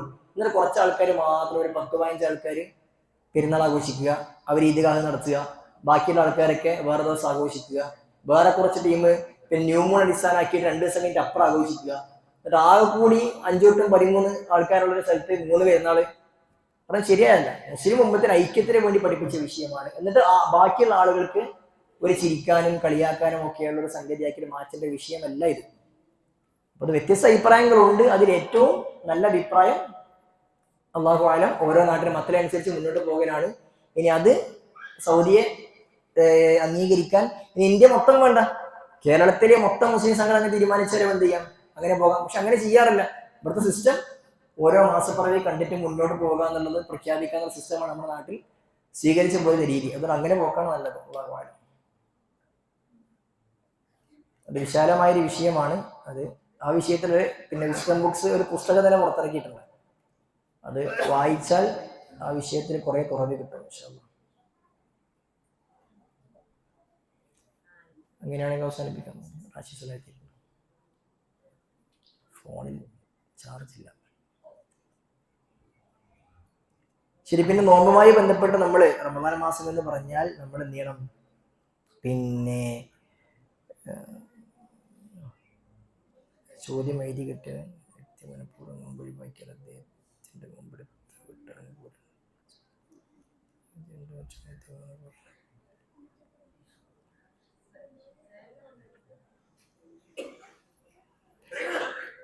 ശരി. ഇവിടെ നേരത്തെ സാദിഖ് മദീനി ഉസ്താദ് പിന്നെ ഈ നോമ്പ് ഖളാ വീട്ടിലുമായി ബന്ധപ്പെട്ട് വിഷയം പറഞ്ഞപ്പോൾ പിന്നെ ഒരു വ്യക്തി നോമ്പ് ഒഴിവാക്കിയാൽ, മനഃപൂർവ്വം ഒഴിവാക്കിയാൽ എടുത്തു വീട്ടാനുള്ള അവകാശം പോലും ഇല്ല എന്ന് പറഞ്ഞ ഒരു അവ്യക്തത പറഞ്ഞു. അവിടെ മനസ്സിലാക്കേണ്ടത് എന്താ വെച്ചാൽ നമ്മളൊരു കാര്യത്തെ സമീപിക്കുന്ന രീതിയാണ് അവിടെ പണ്ഡിതന്മാരൊക്കെ എന്ത് ചെയ്തിട്ടുള്ളത്, അതിനെ കണക്കാക്കിയിട്ടുള്ളത്. ഇപ്പൊ ഷെയ്ഖുൽ ഇസ്ലാം ഇബ്നു തൈമിയ്യ റഹ്മത്തുള്ളാഹിയോടൊക്കെ നിസ്കാരം നഷ്ടപ്പെടുത്തിയ ആളുകൾ വന്ന് എന്ത് ചെയ്യണമെന്ന് ചോദിച്ചപ്പോൾ ഒരേ ചോദ്യത്തിന് വ്യത്യസ്ത മറുപടി പറഞ്ഞത് കാണാൻ കഴിയും. ഇപ്പൊ ചില ചോദ്യങ്ങൾക്ക് വ്യക്തികൾക്കനുസരിച്ച് എന്ത് ചെയ്യും, മറുപടി മാറും. അപ്പം ഓരോ വ്യക്തിയുടെ നിലപാട് എന്താണോ അതുപോലെ ഇരിക്കും. അപ്പം നിസ്കാരം ഒഴിവാക്കിയതിന്റെ കാരണം നോക്കിയിട്ട് ചില ആളുകളോട് നീ നിസ്കാരം ഇനി മടക്കി നിർവഹിക്കേണ്ടതില്ല, തൗബ ചെയ്ത് മടങ്ങിയാൽ മതി എന്ന് പറഞ്ഞ അഭിപ്രായം പറഞ്ഞിട്ടുണ്ട്. എന്നാൽ നിനക്ക് നഷ്ടപ്പെട്ട നിസ്കാരം മൊത്തം നീ നിർവഹിക്കണം എന്നും ചില ആളുകൾ പറഞ്ഞിട്ടുണ്ട്. അത് അവർ എന്തിന് നഷ്ടപ്പെടുത്തി എന്ന കാരണം അവരെ പഠിച്ചിട്ടാണ് എന്ത് ചെയ്യാറുള്ളത്. എന്നതുപോലെ റമദാൻ മാസത്തിലെ നോമ്പ് ഒഴിവാക്കിയത് അനാവശ്യമായി ഒഴിവാക്കിയ ഒരു വ്യക്തി കുറ്റക്കാരനാണ്. ഇസ്ലാമിന്റെ പഞ്ചസ്തംഭങ്ങളിൽപ്പെട്ട ഒന്നാണ് എന്ത്, റമദാനിലെ നോമ്പ് എന്ന് പറഞ്ഞാൽ. അപ്പൊ നിസ്കാരം മനഃപൂർവ്വം ഒഴിവാക്കിയവന്റെ അതേ ഹുക്കുമാണ് നോമ്പ് മനഃപൂർവ്വം ഒഴിവാക്കിയവനുള്ളത്. അവൻ ഇസ്ലാമിനെതിരെ പുറത്തു പോയി പോകാവുന്ന കാര്യമാണ്. അതുകൊണ്ട് തന്നെ അത്തരം ആളുകൾ തൗബ ചെയ്ത് മടങ്ങുകയാണ് വേണ്ടത്. ഒരുപാട് നോമ്പുകൾ നഷ്ടപ്പെട്ടിട്ടുണ്ടെങ്കിൽ അതൊക്കെ തിരിച്ചെടുക്കാൻ വേണ്ടി അവൾ കഴിഞ്ഞോളുന്നില്ല. ഇനി ഒരാൾക്ക് നേരത്തെ ചോദിക്കപ്പെട്ടപ്പോൾ ഒരാൾ ചോദിച്ചിരുന്നു, നഷ്ടപ്പെട്ട നോമ്പുകളുടെ എണ്ണം അയാൾക്ക് അറിയാം എങ്കിൽ അയാൾക്ക് എന്ത് ചെയ്യാം, ആ നോമ്പുകൾ നോറ്റ് വീട്ടാം. അതല്ലാതെ ഒരുപാട് നോമ്പുകളുണ്ട്, എത്രയാണെന്ന് കണക്ക് പോലും ഇല്ലെങ്കിൽ സാധ്യമാകുന്ന നോമ്പ് നോറ്റ് കൂട്ടിയിട്ട് പിന്നെ തൗബ ചെയ്യാം എന്ന് പറഞ്ഞ പണ്ഡിതന്മാരൊക്കെ ഉണ്ട്. ഏതായിരുന്നാലും അതിന്റെ ഗൗരവത്തെ സൂചിപ്പിക്കാനാണ് ഉസ്താദ് ആ സമയത്ത് അങ്ങനെ പറഞ്ഞത്. ആ പറഞ്ഞതിനെ പിന്നെ മനസ്സിലാക്കിയെടുത്ത് വന്നൊരു കഴിവായിരിക്കുന്നു വിചാരിക്കുന്നു. അല്ലാഹു നഷ്ടപ്പെട്ട നോമ്പുകൾ നോറ്റ് വീട്ടുണ്ട്. നമ്മൾ അടിസ്ഥാനം വിശുദ്ധ ഖുർആനിൽ ആയത്താണ്. സൂറത്തുൽ ബഖറ അല്ലാഹു പറഞ്ഞു, യാ അയ്യുഹല്ലദീന ആമനൂ കുതിബ അലൈക്കുമുസ് സിയാം കമാ കുതിബ അലല്ലദീന മിൻ ഖബലിക്കും ലഅല്ലക്കും തത്തഖൂൻ. നോമ്പ് നിർബന്ധമാക്കിയ കാര്യം പറഞ്ഞ ശേഷം അല്ലാഹു സുബ്ഹാനഹു തുടർന്ന് പറഞ്ഞത്, യാത്രക്കാരനോ രോഗിയോ ആണെങ്കിൽ അയാൾക്ക് എന്ത് ചെയ്യാം, അവർക്ക് നോമ്പ് ഒഴിവാക്കാം. ഇനി അങ്ങനെ നോമ്പ് ഒഴിവാക്കുന്ന ആളുകൾ എന്ത് ചെയ്യണം, ഫൈദത്തുൻ മിൻ അയ്യാമിൻ ഉഖർ, അവർ വേറെ ദിവസം നോമ്പെടുത്ത് വിടണം. അപ്പൊ ഒരു വ്യക്തിക്ക് എന്ത് കാരണത്താൽ, ഗർഭമാകട്ടെ, മുലയൂട്ടലാകട്ടെ, രോഗമാകട്ടെ, യാത്രയാകട്ടെ, എന്ത് കാരണമാകട്ടെ, നോമ്പ് നഷ്ടമായോ അതിന്റെ പ്രതിവിധി എന്താണ്, ആ നോമ്പ് നോറ്റുകൂട്ടലാണ്. റമദാനിലെ കഴിയാത്ത നോമ്പ് റമദാൻ അല്ലാത്ത സമയത്ത് നോറ്റ് വീട്ടലാണ് പ്രതിവിധി. ഇനി ഒരാൾക്ക് നോറ്റ് വീട്ടാൻ കഴിയില്ല, അങ്ങനെയാണെങ്കിൽ അവർക്ക് പിന്നെ നോറ്റ് വീട്ടാൻ കഴിയാത്തവർ അവരെന്ത് ചെയ്യുക, അതിന് പകരം ഒരു നോമ്പിന് ഒരു മിസ്കീന് ഒരു നേരത്തെ ഭക്ഷണം കൊടുക്കുക. അത് ഭക്ഷണമായിട്ട് തന്നെ കൊടുക്കലാണ് ഏറ്റവും നല്ലത്.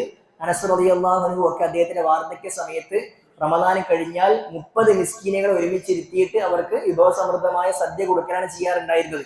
ഇനി അങ്ങനെ കഴിയുന്നില്ലെങ്കിൽ നാട്ടിലെ ആളുകൾ ഉപയോഗിക്കുന്ന നാട്ടിലെ അരി 2 മുദ്ദാണ് കൊടുക്കേണ്ടത്. നമ്മൾ പെരുന്നാൾക്ക് ഫിത്ർ സക്കാത്ത് കൊടുക്കുന്നത് 4 മുദ്ദാണ്, അതിന്റെ നേരെ പകുതി 2.5 കിലോ ആണ് ഫിത്ർ സക്കാത്ത് കൊടുക്കലെങ്കിൽ 1.5 കിലോ ആണ് ഒരു നോമ്പിന് കണക്കാക്കേണ്ടത്.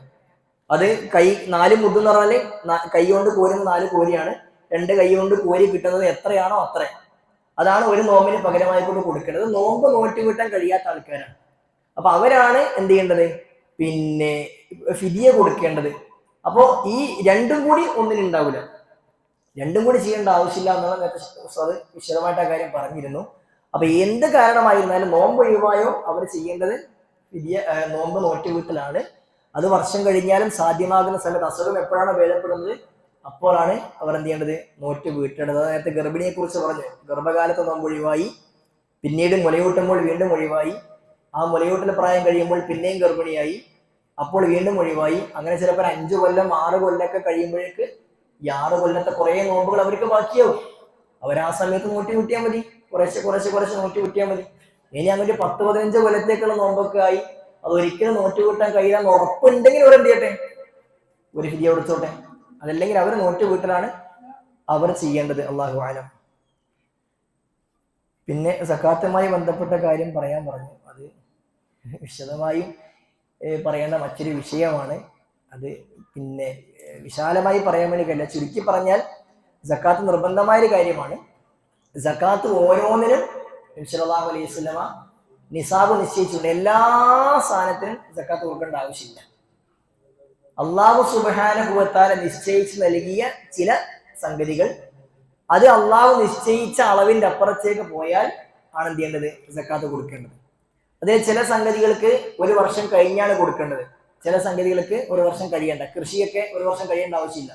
നിസാബ് എത്തിയാൽ അവരപ്പം തന്നെ എന്ത് ചെയ്യേണ്ടത്? സക്കാത്ത് കൊടുക്കേണ്ടത്. എന്നാൽ സാധാരണ നമ്മുടെ കയ്യിൽ ഉണ്ടാകേണ്ടത് ക്യാഷും സ്വർണവുമാണ്. അതിന്റെ നിസാബ് പഠിപ്പിച്ചു തന്നിട്ടുണ്ട്. ക്യാഷ് എന്നത് നമ്മുടെ നാട്ടിൽ പിന്നീട് ഉണ്ടായ കാര്യമാണ്, റസൂലുള്ളാഹിയുടെ കാലത്ത് ഇല്ലാത്ത കാര്യമാണ്. സ്വർണത്തിന്റെയും വെള്ളിയുടെയും നിസാബ് പ്രവാചകൻ സല്ലല്ലാഹു അലൈഹി വസല്ലം കൃത്യമായി പഠിപ്പിച്ചു നൽകിയിട്ടുണ്ട്. ഇദാ കാന ഇൻദക 20 ദീനാറൻ ഫഹാല അലൈഹി ഹൗലു ഫഅലൈഹി നിസ്ഫു ദീനാർ. ഒരാളുടെ കയ്യിൽ 20 ദീനാർ ഉണ്ടെങ്കിൽ അതിനൊരു വർഷം കഴിഞ്ഞാൽ അയാൾ എന്ത് ചെയ്യണം? അര ദീനാർ കൊടുക്കണം എന്നാണ്. ദീനാർ എന്ന് പറഞ്ഞാൽ റസൂലിന്റെ കാലത്ത് സ്വർണ്ണ നാണയത്തിന് ദീനാർ എന്ന് പറയാം. ഒരു ദീനാർ റസൂലിന്റെ കാലത്ത് 4.25 ഗ്രാമാണ് ഒരു ദീനാറിന്റെ വെയിറ്റ്. ഒരു മിസ്കാൽ അതിന് പറയാം. അപ്പൊ 20 ദീനാറ് 4.25, അത് 20 കൊണ്ട് ഗുണിച്ചാൽ കിട്ടുന്നത് 85. അപ്പൊ 85 ഗ്രാം സ്വർണം ഒരാളുടെ കയ്യിൽ ഉണ്ടെങ്കിലാണ് അയാൾക്ക് സ്വർണത്തിന്റെ നിസാബ് പൂർത്തിയാകുന്നത്. വൈദാക്കാന ഇന്തൊക്കെ മിഅതാ ദിർഹമിൻ, ഇനി 200 ദിർഹം നിന്റെ കയ്യിലുണ്ട്. ഫഅല അലൈഹൽ ഹൗലു, എന്നിട്ട് അതിന് ഹൗല് തികഞ്ഞാൽ അതിന് 5 ദിർഹമാണ് എന്ത് ചെയ്യേണ്ടത്? സക്കാത്ത് കൊടുക്കേണ്ടത്. ദിർഹം എന്ന് പറഞ്ഞാൽ റസൂലുള്ളാഹിയുടെ കാലത്ത് വെള്ളി നാണയമാണ്. 200 വെള്ളി നാണയം എന്ന് പറഞ്ഞാൽ 595 ഗ്രാമാണ്. അതാണ് വെള്ളിയുടെ നിസാബ്. അപ്പൊ വെള്ളിയുടെയും സ്വർണത്തിന്റെ നിസാബ് പ്രവാചകന് വേർതിരിച്ച് പറഞ്ഞു തന്നിട്ടുണ്ട്. നമ്മുടെ നാട്ടിൽ ചില ആളുകൾ ഈ സ്വർണവുമായി കൊണ്ട് ബന്ധപ്പെട്ട സക്കാത്തിന്റെ വിഷയത്തിൽ പണ്ഡിത ലോകത്ത് വ്യത്യസ്തമായ അഭിപ്രായങ്ങളുണ്ട്. ഒരഭിപ്രായം എന്നല്ല, കുറേ അഭിപ്രായങ്ങളുണ്ട്. അപ്പൊ ചില ആളുകൾ പറയാറുള്ളത് വെള്ളിയാണ് അടിസ്ഥാനം, അതുകൊണ്ട് 595 ഗ്രാം വെള്ളിക്ക് തുല്യമായ സ്വർണം ഉണ്ടെങ്കിൽ സക്കാത്ത് കൊടുക്കണം. അപ്പൊ 595 ഗ്രാം വെള്ളിക്ക് ഏകദേശം 50,000-60,000 രൂപയാണ് ഇപ്പം ഉള്ളത്. അപ്പൊ ഒരു പവൻ സ്വർണം ഉണ്ടെങ്കിൽ എന്ത് ചെയ്യേണ്ടി വരും? അവർ സക്കാത്ത് കൊടുക്കേണ്ടി വരും. ഒരു പവൻ സ്വർണ്ണം 1 ലക്ഷത്തിന് മുകളിലായല്ലോ. ആ അഭിപ്രായം പറഞ്ഞ പണ്ഡിതന്മാരുണ്ട്. പക്ഷെ അതിന്റെ ആവശ്യമില്ല. സ്വർണത്തിന് 1 ലക്ഷം ആകട്ടെ 10 ലക്ഷം ആകട്ടെ 85 ഗ്രാമുള്ള ആൾക്കാരെ മാത്രം എന്ത് ചെയ്താൽ മതി? അവർ സക്കാത്ത് കൊടുത്താലും മതി. ഇപ്പോൾ വെള്ളിക്ക് പൈസ കുറവേ ഉള്ളൂ. ഇനി കുറച്ച് നേരെ തിരിച്ചു വരാലോ, നേരെ തിരിച്ചും വരാലോ. വെള്ളിക്ക് കൂടിയിട്ട് സ്വർണത്തിന് ആരറിഞ്ഞു അങ്ങനെ സംഭവിക്കൂല എന്നുള്ളത്. അപ്പോഴും സ്വർണത്തിന് 85 ഗ്രാമാണ്, വെള്ളിക്ക് 595 ഗ്രാം. അത് റസൂൽ പ്രത്യേകം പഠിപ്പിച്ചു തന്നിട്ടുണ്ട്. പിന്നെ ക്യാഷ് എന്നുള്ളത് പിൽക്കാലത്തുണ്ടായ പുതിയ സാധനമാണ്. അപ്പൊ അതുകൊണ്ട് തന്നെ ക്യാഷിന്റെ നിസാബ് ഏതാണ്? സ്വർണത്തിനും വെള്ളിക്കുമാണ് നിസാബ് പണ്ഡിതന്മാർ പഠിപ്പിച്ചത്. അതുകൊണ്ട് തന്നെ ഇതിൽ ഏത് നിസാബാണോ ഏറ്റവും കുറഞ്ഞത് അതാണ് ക്യാഷിന്റെ നിസാബ്. 595 ഗ്രാം വെള്ളിക്ക് തുല്യമായ ക്യാഷാണോ കുറവ്, 85 ഗ്രാം സ്വർണത്തിന് തുല്യമായ ക്യാഷാണോ കുറവ്? ഇതിൽ ഏതാണ് ഏറ്റവും, അതാണ് പാവങ്ങൾ കൂടുതൽ ഉപകാരം. ഇപ്പോൾ കുറവ് ഏതിനാണ്? വെള്ളിക്കാണ്. അതുകൊണ്ടാണ് വെള്ളിയാണ് നമ്മുടെ നാട്ടിൽ ഇപ്പോൾ ക്യാഷിന് അടിസ്ഥാനം. 595 ഗ്രാം വെള്ളിക്ക് തുല്യമായ ക്യാഷ് ഒരാളുടെ കയ്യിലുണ്ടെങ്കിൽ അയാൾ സക്കാത്ത്, പൈസക്ക് സക്കാത്ത് കൊടുക്കണം. ഇനി നേരെ തിരിച്ചാണെങ്കിൽ സ്വർണത്തിന് വില കുറഞ്ഞാൽ അപ്പൊ 85 ഗ്രാം സ്വർണത്തിന് തുല്യമായ എനിക്ക് കൊടുക്കേണ്ടി വരിക. അപ്പൊ എല്ലാവരും കൊടുത്തിരിക്കണം. ബാങ്കിന് സമയം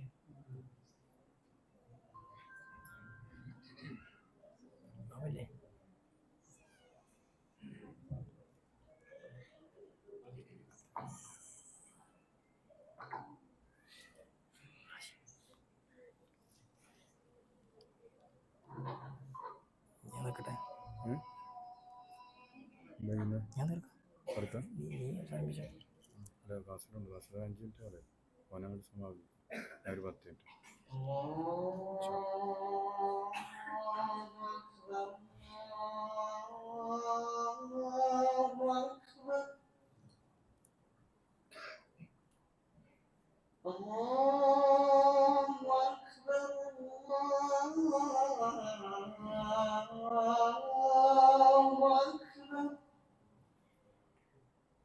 أشهد أن لا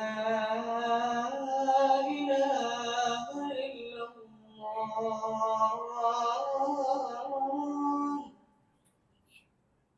أشهد أن لا إله إلا الله. റമദാൻ നോമ്പ് നഷ്ടപ്പെടുത്തുന്ന കാര്യങ്ങളൊന്നും നമ്മൾ ചെയ്യാതിരിക്കാൻ പ്രത്യേകം ശ്രദ്ധിക്കണം. അനാവശ്യമായ സംസാരങ്ങൾ, അനാവശ്യമായ പ്രവർത്തനങ്ങളൊക്കെ റമദാനിന്റെ പകൽ നമ്മൾ ഒഴിവാക്കണം. അതേപോലെ തന്നെ നമ്മൾ റമദാൻ മാസത്തിൽ പരിപൂർണമായി നോമ്പെടുക്കുകയും പിന്നെ ആ നോമ്പിനെ മൊത്തം നഷ്ടപ്പെടുത്തുന്ന കുറെ സംഗതികളൊക്കെ പല ആളുകൾക്ക് ഉണ്ടാകാറുണ്ട്. ഒരുപാട് ദുശ്ശീലങ്ങൾ അവസാനിപ്പിക്കാൻ കഴിയുന്ന ഒരു സമയമാണ് റമദാൻ. പിന്നെ ഈ പുകവലിയൊക്കെ നടത്തുന്ന ആളുകൾക്ക് അതൊക്കെ നിർത്താൻ വേണ്ടി പറ്റുന്ന ഒരു സമയമാണ് റമദാൻ എന്ന് പറഞ്ഞാൽ. കുറെ ആളുകളൊക്കെ റമദാന്റെ പകൽ മൊത്തം നേടിയെടുത്ത ചൈതന്യം ബാങ്ക് കൊടുത്തലൊക്കെ തീർക്കുന്ന ഒരു അവസ്ഥ കാണലുണ്ട്. നോമ്പ് തുറന്നിട്ട് നിസ്കരിക്കുന്നതിനേക്കാൾ മുമ്പ് ഒരു സിഗരറ്റ് വലിച്ച് തീർത്തിട്ടാണ് പള്ളിക്ക് എത്തുക. അങ്ങനത്തെ ഒക്കെ ആളുകളുണ്ട്. അതൊക്കെ നിർത്തേണ്ടതായ കാര്യമാണ്. ഹറാമാണ് എന്ന് പണ്ഡിത ലോകത്ത് ഇത്തിഫാഖുള്ള വിഷയമാണ് പുകവലി എന്നൊക്കെ. ആ ഹറാമൊക്കെ നിർത്താൻ നല്ലൊരു സമയമാണ്. അതുപോലെ തന്നെ പിന്നെ നമ്മൾ പരസ്പരം തെറ്റി നിൽക്കുന്ന, ബന്ധം മുറിഞ്ഞു നിൽക്കുന്ന, കുടുംബബന്ധം പിന്നെ വിച്ഛേദിക്കുന്ന അവസ്ഥയൊക്കെ ഉണ്ടെങ്കിൽ അതൊക്കെ നമ്മുടെ കർമ്മങ്ങൾ പരിപൂർണമായും സ്വീകരിക്കപ്പെടുന്നതിനെ ബാധിക്കുന്നതാണ് എന്ന് മനസ്സിലാക്കിയിട്ട് പരിപൂർണമായും റമദാൻ ഉപയോഗപ്പെടുത്തുന്ന സ്വീകാര്യയോഗമാകുന്ന പ്രവർത്തനങ്ങൾ നമ്മൾ ഉൾപ്പെടുക. അല്ലാഹു സുബ്ഹാനഹു വ തആല നോമ്പ് ഏറ്റവും ഭംഗിയായി നിർവഹിക്കാനുള്ള തൗഫീഖ് നമ്മൾക്ക് ഏവർക്കും നൽകി അനുഗ്രഹിക്കുമാറാകട്ടെ. വസല്ലല്ലാഹു അലാ മുഹമ്മദിൻ വഅലാ ആലി മുഹമ്മദ് വൽഹംദുലില്ലാഹി റബ്ബിൽ ആലമീൻ. ഇൻഷാ അല്ലാഹ് നേരത്തെ സൂചിപ്പിച്ച പോലെ ഇനി റാഷിദ് സലാഹിയുടെ ഒരു സംസാരം കൂടിയുണ്ട്. അത് കഴിഞ്ഞ് നമസ്കാരം കഴിഞ്ഞ് ഭക്ഷണം കഴിച്ച് ഒരുമിച്ച് നമുക്ക് പിരിയാം ഇൻഷാ അല്ലാഹ്. ഫാസിലും സംസാരിക്കും.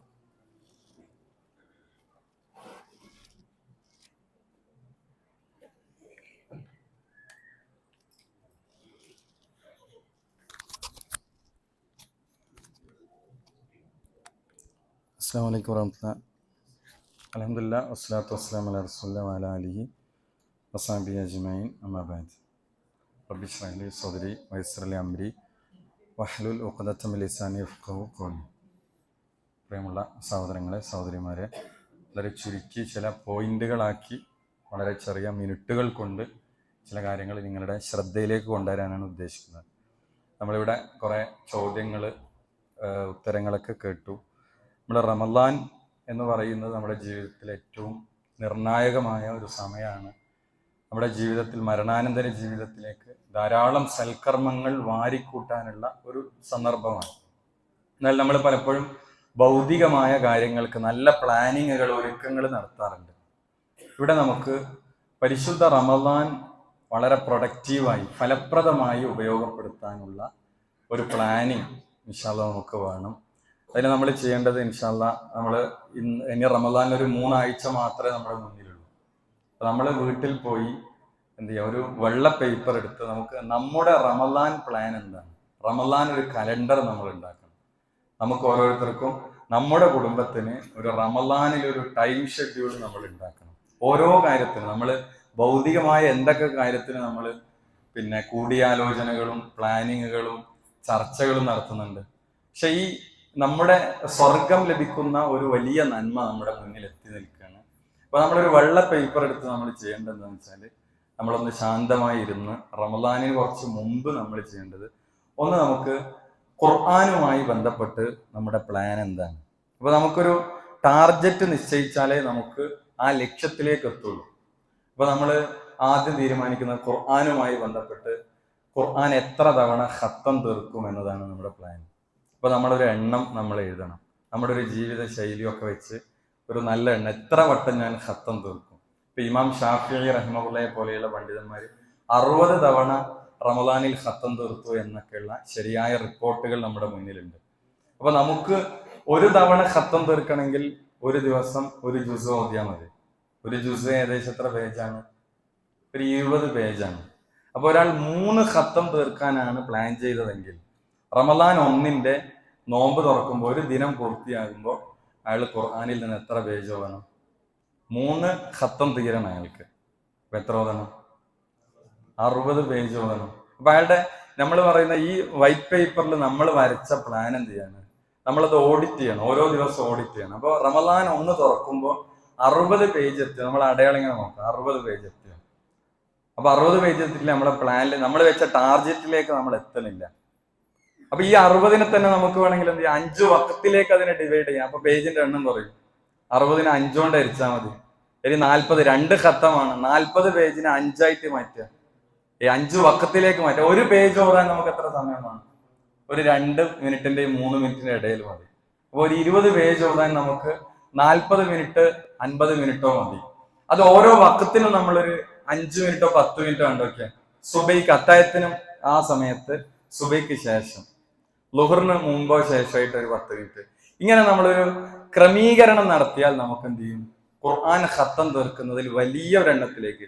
ഇനി ഈ പ്ലാനിങ് ഒന്നും ഒരാൾക്കില്ല, റമദാൻ ഇങ്ങനെ ഒരു പ്ലാനിങ്ങേ ഒരാൾക്കില്ല, എന്താ ഇപ്പൊ സംഭവിക്കുക? അയാൾ കിട്ടുന്നിടത്തോളം കിട്ടട്ടെ എന്ന് വിചാരിച്ചിട്ട് അയാൾ ഖുർആൻ ഓർത്തു തുടങ്ങിയാണ്.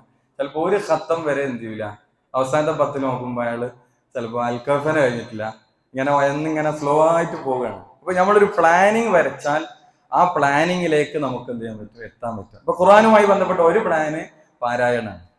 ഇപ്പൊ ഇമാം ഷാഫി റഹ്മത്തുള്ളയെ പോലെയുള്ള പണ്ഡിതന്മാർക്ക് രണ്ടു രൂപത്തിലുള്ള ഖുർആൻ പാരായണമുണ്ട്. ഒന്ന് ഖത്തം തീർക്കുന്ന വേഗതയിലെ പാരായണം, പിന്നെ അർത്ഥത്തെ പറ്റി ഉറ്റാലോചിച്ചിട്ടുള്ള പാരായണം.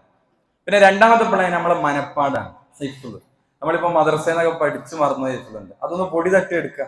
റമദാൻ പ്ലാനാണ് നമ്മൾ. അപ്പൊ നമുക്ക് സൂറത്തുൽ നബ അറിയാം, അമ്മയത്തെ സാധനം ഇപ്പൊ ഓടാൻ പറഞ്ഞാൽ കിട്ടുന്നില്ല. അപ്പൊ നമ്മൾ റമദാൻ പ്ലാനില് ഒന്ന് നമ്മൾ മെയിൻ ഹെഡിങ് എന്താണ്, ഖുർആനിന്റെ കാര്യത്തിൽ നമ്മളെ പ്ലാൻ ഒന്ന് ഖത്തം തീർക്കലാണ്, രണ്ടെന്താ മനപ്പാഠം. ഒരു സൈഡ് ഹെഡിങ് ആണ്. മെയിൻ ഹെഡിങ്ങിന്റെ താഴത്തെ രണ്ടാമത്തെ പോയിന്റ് ആണ് നമ്മുടെ മനപ്പാടാക്കൽ, മനപ്പാഠം പുതുക്കൽ, പുതിയ സൂറത്തുകൾ പഠിക്കൽ. നമ്മൾ ഈ വൈറ്റ് പേപ്പറിൽ എഴുതാണ്. ഇന്ന് നമ്മൾ വീട്ടിൽ പോയിട്ട് ഭാര്യനും മക്കളൊക്കെ വെച്ചിട്ട് നമ്മളൊരു റമദാൻ പ്ലാൻ ഉണ്ടാക്കുകയാണ്. അപ്പൊ ഏതൊക്കെ സൂറത്ത് നമ്മൾ അമ്മ ജ്യൂസ് ഇൻഷാല്ലാ ഫ്ലുവൻ്റ് ആയി അത് മൊത്തം പഠിക്കാൻ പ്ലാൻ. ഇങ്ങനെയൊക്കെ നമുക്ക് എന്ത് ചെയ്യാം, പ്ലാനിങ്ങുകൾ ചെയ്യാം. അതേപോലെ ആശയപഠന, അമാനുവലിയുടെ തഫ്സീർ ഇന്ന സൂറത്തുകൾ ഞാൻ എന്ത് ചെയ്യും, റമദാൻ 30 ആകുമ്പോൾ അതൊരു ആവർത്തി വായിച്ചു തീർക്കും. ഇങ്ങനെയൊക്കെ നമുക്ക് പ്ലാൻ ചെയ്യാം. ഓരോന്നിനും നമുക്ക് പ്ലാനുകൾ എന്ത് ചെയ്യണം. പിന്നെ നിസ്കാരത്തിന്റെ കാര്യത്തിലെ പ്ലാൻ എന്താണ്, നിസ്കാരം എല്ലാ കാലത്തും 5 വഖത്ത് ജമാഅത്ത് നമുക്ക് എന്ത് ചെയ്യരുത്, അത് തക്ബീറത്തുൽ ഇഹ്റാം മുതൽ ഇമാമിന്റെ ഗുണാണുങ്ങൾ അത് കിട്ടും. നമ്മൾ എന്ത് ചെയ്യാം, ഉറപ്പിക്കാം. അത് ലൂറിന് അവിടെ ആയിപ്പോയി ഇവിടെ ആയിപ്പോയി. നമുക്കിപ്പോ ഇവിടെ ചമ്പാട് നമ്മളിപ്പോ ഇങ്ങനെ കണ്ണൂർ പോവുകയാണ്. ഇപ്പൊ നമുക്ക് എങ്ങനെ പ്ലാൻ ചെയ്യാം, നമ്മളിപ്പോ ഒരു 6 മൈൽ ടച്ച് ചെയ്ത് പോകണം, നമുക്ക് 6 മൈൽ അസ്ർ പിടിക്കാം. ഞാൻ പറയണത് നമ്മൾ ദീനിന് പ്രയോറിറ്റി കൊടുക്കുകയാണെങ്കിൽ നമ്മുടെ ഷെഡ്യൂൾ എന്ത് ചെയ്യും, സ്വാഭാവികമായിട്ട് തലശ്ശേരി കൂടിയാണ് പോണത്. അപ്പൊ തലശ്ശേരി പള്ളിയിൽ എന്ത് ചെയ്യാം, മഗ്രിബ് പിടിക്കാം. ഇങ്ങനെയൊക്കെ നമുക്ക് പ്ലാനിങ്ങുകൾ ചെയ്യാം. അപ്പൊ ജമാഅത്തുകൾ നഷ്ടപ്പെടാതിരിക്കാൻ ശ്രദ്ധിക്കാം. പിന്നെ റവാത്തിബ് സുന്നത്തുകൾ 12 റക്അത്തുകളുണ്ട്, സ്വർഗത്തിൽ വീടാണ് പ്രതിഫലം. അപ്പൊ നമ്മൾ എന്ത് ചെയ്യുന്നത്, ആ ളുഹറിന് മുമ്പ് 4 കിട്ടുണ്ടോ, വീട്ടിൽ നിന്ന് നിസ്കരിച്ചു വരാം, ബാങ്ക് കൊടുത്തിട്ട് വീട്ടിൽ നിന്ന് നിസ്കരിച്ചു വരാം. അല്ല പള്ളിയിൽ നേരത്തെ വരിക, എന്നിട്ട് ഈ കാര്യങ്ങൾ നിസ്കരിക്കുക, ശേഷമുള്ള നിസ്കരിക്കുക. ഇങ്ങനെ ഒരു നന്മ പോലും വിട്ടുപോകാതെ നമുക്ക് മുന്നോട്ട് പോകണം. അതേപോലെ തന്നെ റമദാൻ ബഡ്ജറ്റ് എന്ന് പറഞ്ഞാല് നമുക്ക് ഫിനാൻസിന് ഒരു പ്ലാൻ വേണം. നമുക്കിപ്പം കുറേ ഇങ്ങനെ വരുന്ന ആദ്യമൊക്കെ ഇങ്ങനെ ഒരു കൊടുക്കും, പക്ഷെ കൊടുക്കേണ്ടതിന് ചിലപ്പം കൊടുത്തിട്ടുണ്ടാവില്ല. അപ്പൊ നമ്മൾ ആദ്യം ഒരു നീക്കി വെക്കൽ, ഒരു എമൗണ്ട് ഒക്കെ എഴുതിക്കുവാണെങ്കിൽ ജാമിയത്തുൽ ഹിന്ദിന് ഇത്ര, പീസ് റേഡിയോന് ഇത്ര, അല്ലെങ്കിൽ പള്ളി നിർമ്മാണവുമായി ബന്ധപ്പെട്ട് നമ്മുടെ ഏറ്റവും അടുത്ത നമ്മൾ ബന്ധപ്പെട്ടിരിക്കുന്ന സ്ഥാപനങ്ങളൊക്കെ ഉണ്ട്, അതിന്റെ പരിപാലനങ്ങളുണ്ട്. അതിനൊക്കെ നമ്മളൊരു എമൗണ്ട് കണക്കാക്കിയിട്ട് എന്ത് ചെയ്യാം, റമദാൻ മുമ്പ് നമ്മളെ പ്ലാനാണ്. റമദാനിലേക്ക് കടന്ന് നമ്മളിങ്ങനെ എന്ത് ചെയ്യാം, അക്കൗണ്ടിൽ നിന്ന് എടുത്ത് കൊടുക്കുക, ഓരോ സമയം നോക്കിയിട്ട് എന്ത് ചെയ്യാം, അതിങ്ങനെ പിൻവലിച്ചു കൊടുക്കുക. അപ്പൊ റമദാനിന് നമ്മൾ മറ്റ് നോമ്പ് തുറയും മറ്റൊക്കെ ഒന്ന് ലഘൂകരിച്ച് സ്വതക്കക്ക് വേണ്ടിയുള്ള സാമ്പത്തിക സമാഹരണം, ഒരു പ്ലാനിങ് നമ്മൾ എന്ത് ചെയ്യണം, സ്വതക്കയുടെ കാര്യത്തിൽ നമ്മൾ പ്രത്യേകമായിട്ട് എന്ത് ചെയ്യണം, ഉണ്ടാക്കണം. ഇപ്പൊ നേരത്തെ പറഞ്ഞ പോലെ ഈ നേരത്തെ നമുക്ക് എന്ത് ചെയ്യാം, ഷോപ്പിംഗ് ഇങ്ങനത്തെ സംഗതി ഉണ്ടല്ലോ. റമദാന്റെ അവസാനത്തെ 10 അങ്ങാടികളിൽ മുസ്ലിം സ്ത്രീകൾ ഇങ്ങനെ നിരങ്ങാണ് മൊത്തം. ഒരു ഷോപ്പ് കയറിയാൽ കിട്ടൂലല്ലോ സാധനം. ഒരു 5 കയറി പിന്നെ പിറ്റേ ദിവസം അത് മടക്കാൻ പിന്നെയും വരണം. ഇത് എവിടെയാണ്, നോമ്പിന്റെ അവസാനത്തെ 10 പരിപാടി. അപ്പൊ ഇത് തീർക്കാൻ നമ്മൾ എന്ത് ചെയ്യുന്നു, റമദാൻ 1 മുമ്പ് പെരുന്നാളിന്റെ ഡ്രസ്സ് നമ്മൾ അൽമാരയിലെത്തും, ഒരു പ്ലാനാണ്. അങ്ങനെയാണെങ്കിൽ റമദാനിന്റെ പവിത്രമായ സമയം നമുക്ക് ഖുർആൻ ഓതാം, ദിക്ർ ചൊല്ലാം. 1-ന് 10 10 മുതൽ 700 വരെയാണ്. ഇത് ഓഫർ കാലാണ്. ഓഫർ എന്ന് കേട്ടാൽ ചിലയിടത്ത് നമുക്ക് ട്രാഫിക്കാനായിട്ട് ജാമായി പോകും. 7 റുപ്യക്ക് മറ്റേ തക്കാളി കൊടുക്കുന്നുണ്ടെന്നൊക്കെ പറഞ്ഞ് നമ്മളെ ആൾക്കാർ ഓടാണല്ലേ. ഇത് വമ്പൻ ഓഫർ മാസമാണ് റമദാൻ. അതുകൊണ്ട് നമ്മളെല്ലാം ചെയ്യണം. ഇനി കേട് വരാത്ത ഭക്ഷണ സാധനങ്ങൾ വീട്ടിൽ റമദാൻ 1 മുമ്പ് നമുക്ക് വാങ്ങി വെക്കണോണ്ട് എന്താ പ്രശ്നം, അതിന് നമ്മൾ എന്ത് ചെയ്യണ്ട, സൂപ്പർ മാർക്കറ്റ് കയറണ്ട. ആ സമയത്ത് ദിക്റും ദ്വായും ഖുർആനോത്തും നമുക്ക് നടത്താൻ പറ്റും. അതേപോലെ ഭക്ഷണ വിഭവങ്ങൾ ലളിതമാക്കുക, ഇബാദത്തുകൾക്ക് സമയം കണ്ടെത്തുക. റമദാൻ പ്ലാനുകളാണ്. വേണേ ഒരു ചെക്ക് ലിസ്റ്റ് ഇങ്ങോട്ട് ഉണ്ടാക്കാം. വൈറ്റ് പേപ്പറിൽ ഇങ്ങനെ എഴുതി നമുക്ക് എന്ത് ചെയ്യാം, ചെക്ക് ലിസ്റ്റുകൾ ഉണ്ടാക്കാം. അതേപോലെ നേരത്തെ സ്വതക്ക പ്ലാന് പറഞ്ഞപ്പോ കുടുംബക്കാരെ പ്രത്യേകം പരിഗണന. കുടുംബത്തിൽ രോഗികൾ, ഡയാലിസിസ് രോഗികൾ, കിടപ്പ്, ഇങ്ങനത്തെവരൊക്കെ ഉണ്ടാവും. അവരൊക്കെ നമ്മൾ എന്ത് ചെയ്യണം, പ്രത്യേകം കാണണം. അതേപോലെ വിജ്ഞാന സദസ്സുകൾ നമ്മൾ നോക്കണം. ഇപ്പൊ ഈ പള്ളിയിൽ ശനി ഞായർ വൈകുന്നേരം ക്ലാസ്സുകളുണ്ട്, നോമ്പ് തുറയോടെയുള്ള ക്ലാസ്സുകൾ. അതൊക്കെ നമ്മൾ കൃത്യമായി എന്ത് ചെയ്യാം, കാൽക്കുലേറ്റ് ചെയ്യുക. അവസാന 10-ന് 19 അന്നാണോ പ്ലാന്? അല്ല.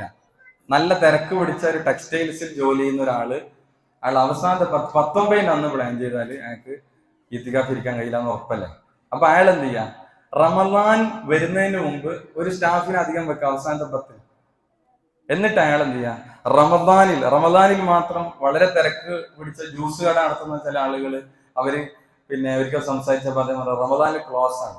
നല്ല കച്ചവടമുള്ള സമയത്ത് എന്തിനാണ്, ഇബാദത്ത് സ്വസ്ഥായിട്ട് ഇബാദത്ത് ചെയ്യാൻ വേണ്ടിയിട്ട് എന്ത് ചെയ്യാണ്, അവിടെ ഷോപ്പ് അടച്ചിട്ട ആളുകൾ വളരെ കൃത്യമായി ഇതിന്റെ കാര്യങ്ങളൊക്കെ ഫോളോ അപ്പ് ചെയ്യുന്ന ആളുകളുണ്ട്. അപ്പൊ അത്തരം ഒരു പ്ലാനിങ് നമുക്ക് എന്ത് ചെയ്യണം, നമുക്ക് ഉണ്ടാകണം. എല്ലാ നന്മയും തകർക്കുന്ന ഒരു സാധനമാണ് മൊബൈൽ. നമ്മൾ ലോറി സ്റ്റേജ് ഇങ്ങനെ ഇരിക്കുകയാണ്, അപ്പോൾ ഫോൺ അവിടെ എടുത്ത് നമ്മൾ പോയി, അവിടെ എന്തൊക്കെ നഷ്ടപ്പെട്ട റവാത്തിബ് സുന്നത്തില്ല, നമ്മളെ പറ്റി ഇങ്ങനെ ദിക്റില്ല എന്നൊക്കെ പറയില്ല, നമ്മളൊക്കെ കണ്ടിട്ടായിരിക്കും ചിലപ്പോൾ പറയുന്നത്. അപ്പൊ ദിക്റില്ല, ദുആയില്ല, ഒന്നുമില്ല. നമ്മളാ കോള് വന്നതാണ്, കോളുമ്മല് റവാത്തിബും പോയി, ദിക്റും പോയി. അപ്പൊ ഫോൺ സൈലന്റ് ആക്കിയിട്ട് ഒന്നുകിൽ വീട്ടിൽ നിന്ന് പള്ളിയിലേക്ക് വന്നിട്ട് പള്ളിയിൽ നിന്ന് വീട്ടിലേക്ക് പോകണമെങ്കിൽ വീട്ടിൽ വെച്ചിട്ട് എന്ത് ചെയ്യാം, നമുക്ക് പള്ളിയിലേക്ക് വരാം. ഫോൺ ഇപ്പൊ അർജന്റുള്ള സംഗതിയല്ല, വളരെ അർജന്റ് ആണെങ്കിലും എന്ത് ചെയ്യാം, വീട്ടിലെത്തിയിട്ട് നമുക്ക് നോക്കാം ആരാ വിളിച്ച എങ്ങനെയാന്നൊക്കെ. ഇത് നമ്മളെ ഇബാദത്തിനെ നഷ്ടപ്പെടുത്തുന്ന ഒരു വില്ലനാണ്. ചില ആൾക്കാർ ഗെയിം കളിച്ചിട്ട് സമയം കളയുന്ന ആൾക്കാരുണ്ട്. ഇൻസ്റ്റാഗ്രാം, ഫേസ്ബുക്ക്, വാട്സപ്പ് ഇതൊക്കെ ഉപയോഗിച്ചിട്ട്. അതിൽ പ്രായമുള്ളവരൊന്നും കുറവല്ല. 70 വയസ്സ് 75 വയസ്സുള്ളവരും ഫേസ്ബുക്കിൽ ഇൻസ്റ്റാഗ്രാമിലൊക്കെ ഉണ്ട്. ഗെയിം കളിച്ചിരിക്കുന്ന ആൾക്കാർ നോമ്പിന്റെ അന്ന് ഇങ്ങനെ നമ്മളെ ഇതില്ലേ ചെതിമലി ഇരുന്നിട്ട് ഇങ്ങനെ 5 മണി സമയത്ത് ഗെയിം കളിച്ചിട്ട് സമയം കളയുന്നത്.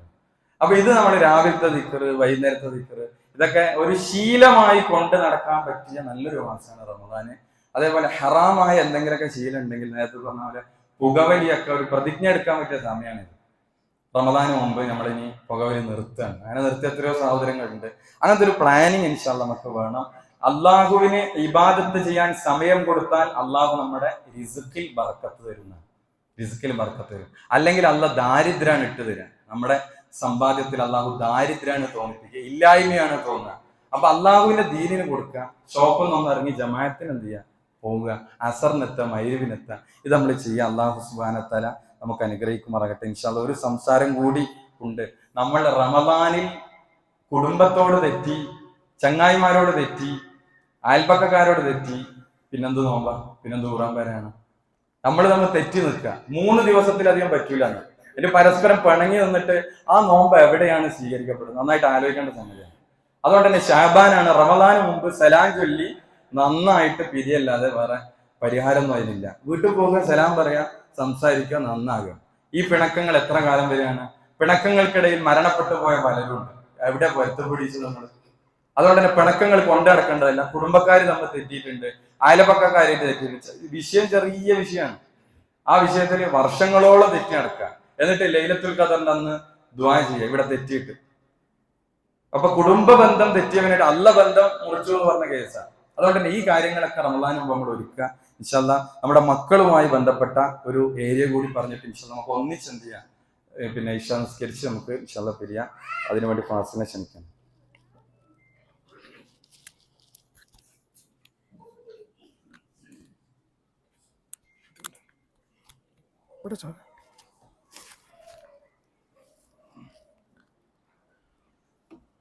അസ്സലാമു അലൈക്കും. ബിസ്മില്ലാഹിൽ അൽഹംദുലില്ലാഹി വസ്സലാത്തു വസ്സലാമു അലാ റസൂലിൽ കരീം വഅലാ ആലിഹി വസഹ്ബിഹി അജ്മഈൻ അമ്മാ ബഅദ്. മാഷാ അല്ലാഹ്, നമ്മളൊരു പുതിയൊരു രീതിയിലുള്ള ക്ലാസ്സുകളും ചോദ്യോത്തര സെഷനും സാധാരണ അഹ്ലം പ്രഭാഷണത്തിൽ നിന്ന് മാറി പുതിയ രീതിയിലുള്ളത് നമുക്ക് ഏറെ ഉപകാരപ്പെട്ടു എന്നാണ് കരുതുന്നത്. ഇൻഷാ അല്ലാഹ് ഈ ഒരു സംസാരത്തിന് ശേഷം ഇനി നന്ദിയൊന്നും ഉണ്ടാവില്ല. അതുകൊണ്ട് ഇനി അതും കൈയാണല്ലോ എന്ന് കാത്തു നിൽക്കണ്ട, ഞാൻ തന്നെ നന്ദി പറഞ്ഞോളൂ. പിന്നെ കുറേ പ്ലാനുകൾ പറഞ്ഞു. ഈ പ്ലാനുകൾ നമ്മുടെ ജീവിതത്തിലേക്ക് കൊണ്ടുവരുമ്പോൾ മാത്രമാണ് ഇന്ന് നമ്മൾ ഇവിടെ ഇരുന്നത് കൊണ്ട്, ഈ ഒരു റമദാൻ നമ്മൾ ഉപയോഗപ്പെടുത്തിയാൽ മാത്രമേ ഇന്ന് നമ്മൾ ഇവിടെ ഇരുന്നതിന് ഒരു ഉത്തരം, അല്ലെങ്കിൽ അത് ഉപകാരപ്പെട്ടു എന്ന് പറയുക ഈ പ്ലാനുകൾ ജീവിതത്തിലേക്ക് കൊണ്ടുവരുമ്പോഴാണ്. അതിലൊരു കാര്യം സൂചിപ്പിക്കാനുള്ളത്, മഹാനായ ഇബ്നു റജബ് അൽ ഹംബലി റഹിമഹുല്ലാഹ് അദ്ദേഹത്തിന്റെ പ്രസിദ്ധമായ ഒരു ഗ്രന്ഥമുണ്ട്, ലതായിഫുൽ മആരിഫ് എന്ന് പറയുന്ന ഒരു ഗ്രന്ഥത്തിൽ റമദാൻ മാസത്തിനെ പറ്റിയല്ല, ശഅബാൻ മാസത്തിനെ പറ്റി, നമ്മളിപ്പോൾ ഉള്ളത് ശഅബാൻ മാസത്തിലാണ്, ആ ശഅബാൻ മാസത്തിനെ പറ്റി ഒരു കാര്യം പറയുന്നത്, ഷഹ്റു ശഅബാൻ മുഖദ്ദിമത്തുൽ റമദാൻ. ശഅബാൻ മാസം എന്നുള്ളത് റമദാൻ മാസത്തിന്റെ ആമുഖമാണ്. അതായത് നമ്മൾ റമദാൻ മാസത്തിലേക്ക് ഒരുപാട് പ്ലാനുകൾ വെക്കുന്നു. ആ പ്ലാനുകൾ റമദാൻ മാസത്തിൽ തുടങ്ങാൻ വേണ്ടി ഇങ്ങനെ കാത്തു നിൽക്കുന്നു, പക്ഷെ നടക്കൂല. കാരണം അത് തുടങ്ങി വെക്കേണ്ടത് റമദാനിലല്ല. നമ്മൾ നോമ്പെടുത്ത് തുടങ്ങേണ്ടത് റമദാനിലല്ല. നിർബന്ധമായ നോമ്പ് റമദാനിലാണെങ്കിലും അതിനു മുമ്പേ ഒരു പരിശീലനം എന്നുള്ള നിലക്ക് ഈ ഒരു മാസത്തിൽ നമ്മൾ തുടങ്ങണം. സ്വതക്കകൾ കൊടുത്ത് തുടങ്ങണം. നോമ്പെടുത്ത് തുടങ്ങണം, സുന്നത്ത് നോമ്പെടുത്ത് തുടങ്ങണം, രാത്രി നമസ്കരിച്ച് നോക്കണം. ചിലപ്പോൾ അങ്ങോട്ട് സാധിക്കൂല, പക്ഷെ ആ ശ്രമം നടത്തേണ്ടത് ഈ ഒരു ശഅബാൻ മാസത്തിലാണ്. യഥാർത്ഥത്തിൽ നമ്മൾ ഒരു ചെറിയൊരു ഉദാഹരണം പറഞ്ഞാല്, നമ്മളൊരു കൃഷി നടുക എന്ന് വിചാരിക്കാം. ആ കൃഷി നമ്മുടെ വീട്ടുമുറ്റത്ത് തന്നെ ചെറിയൊരു കൃഷിക്ക് വേണ്ടി നമ്മൾ ഒരു പ്ലാൻ ഇട്ടു. നേരെ നമ്മൾ വിത്ത് പാകിയത് കൊണ്ടോ അല്ലെങ്കിൽ ചെടി കുഴിച്ചത് കൊണ്ടോ എന്ത് ചെയ്യില്ല, കൃത്യമായ വിളവ് ലഭിക്കൂല. പിന്നെയോ ആ മണ്ണിനെ നമ്മൾ ആദ്യം ഒന്ന് പാകപ്പെടുത്തി വെക്കണം, അല്ലെ? അതിനൊരു വളം ഇട്ട് കൊടുത്ത്, ഉറച്ച മണ്ണാണെങ്കിൽ ഒന്ന് നനച്ചു കൊടുത്ത്, എന്നിട്ട് ആ മണ്ണ് പാകപ്പെടുത്തിയതിന് ശേഷം വിത്ത് നട്ടാലേ ശരിയായ വിളവ് ലഭിക്കൂ. അതേപോലെയാണ് നമ്മൾ ഒരുപാട് പ്ലാനൊക്കെ ഇടും, ആത്മാർത്ഥമായ ഇഖ്ലാസോട് കൂടിയുള്ള പ്ലാനൊക്കെ ആയിരിക്കും. പക്ഷെ റമദാന്റെ 1, 2, 3 ഒരു 3-4 ദിവസം ഒരു പുതിയ കുട്ടിക്ക് ഒരു പുതിയ കളിപ്പാട്ടം കിട്ടിയതുപോലെ നല്ലൊരു ആവേശമൊക്കെ ഉണ്ടാവും. ഒരു 3-4 ദിവസം കഴിയുമ്പോൾ ഈ ആവേശം പോകാനുള്ള കാരണം ഞാൻ നേരത്തെ പറഞ്ഞതാണ്.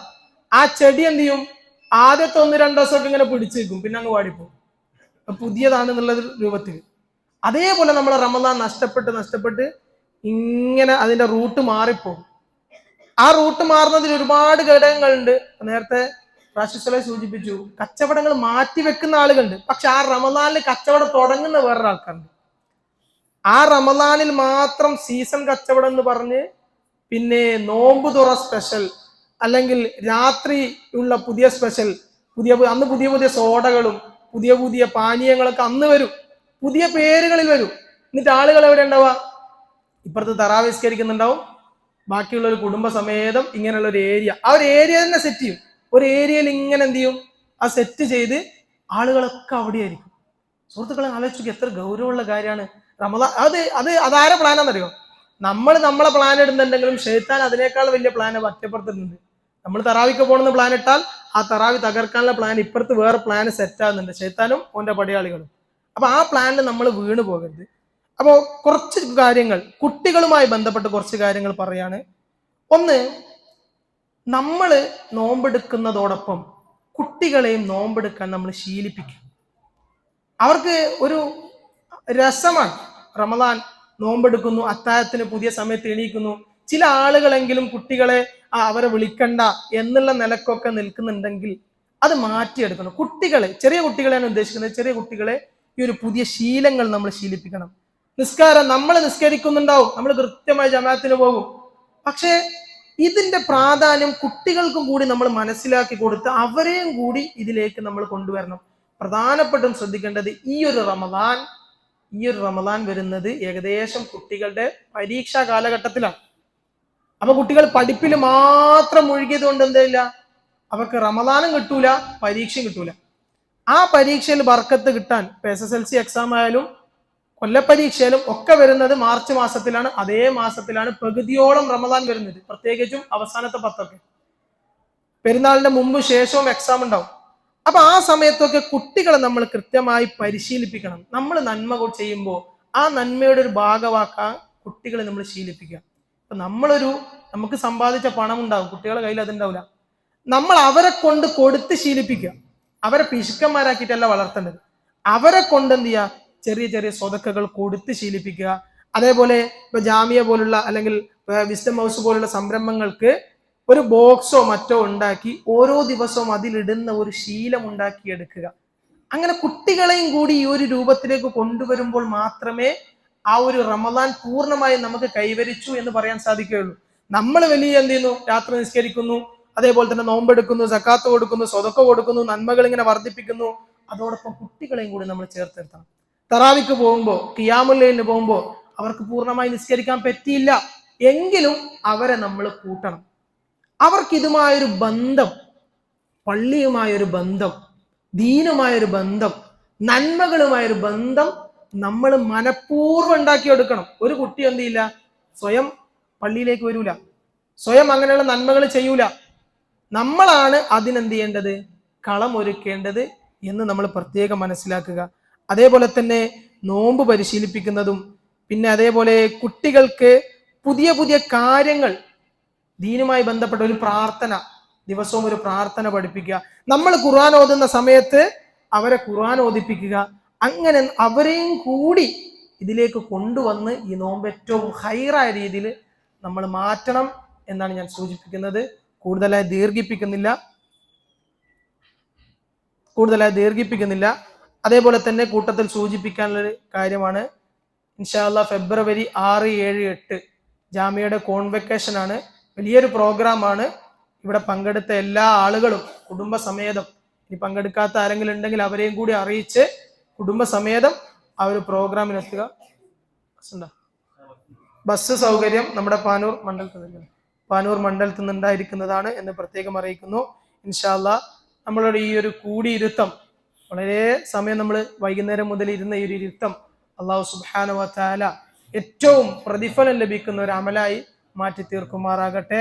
കുടുംബത്തോടൊപ്പം കുടുംബത്തിന്റെ മക്കളുടെ, ഭാര്യമാരുടെ, ഉമ്മയുടെ, ഉപ്പയുടെ കൈപിടിച്ച് സ്വർഗത്തിലേക്ക് പോകുന്നവരുടെ കൂട്ടത്തിൽ അല്ലാഹു സുബ്ഹാനഹു വ തആല നമ്മേവരെയും ഉൾപ്പെടുത്തി അനുഗ്രഹിക്കുമാറാകട്ടെ. ഇൻഷാ അല്ലാഹ് അഹ്ലർ റമളാൻ നടക്കുന്ന ശാഖകളുടെ ലിസ്റ്റ് കൂടെ ഒന്ന് പറയുകയാണ്. ചെമ്പാട് ഫെബ്രുവരി 6 നൂറുൽ ഹക്ക് ഉമരി ആമയൂർ അൽ ഹിക്മ മസ്ജിദ്, ഈ ചെമ്പാട് വെച്ച് മുസമ്മിൽ ഖാന്റെ വീട്ടിൽ വെച്ചാണ് നടക്കുന്നത്. നാളെ കടവത്തൂർ വെച്ച് മുനീർ നജാത്തിയുടെ അഹ്ലർ റമളാൻ പ്രഭാഷണം നമ്മുടെ സെന്ററിൽ വെച്ചുണ്ടായിരിക്കുന്നതാണ്. അതേപോലെ തന്നെ സമയം അസറിന് ശേഷം. അതേപോലെ പെരിങ്ങത്തൂർ ശാഖയുടെ അഹ്ലർ റമളാൻ മഹറൂഫ് ഖാന്റെ വീട്ടിൽ വെച്ചാണ് ഫെബ്രുവരി 1 മുഹ്സിൻ വളവട്ടണമാണ് ക്ലാസ് എടുക്കുന്നത്.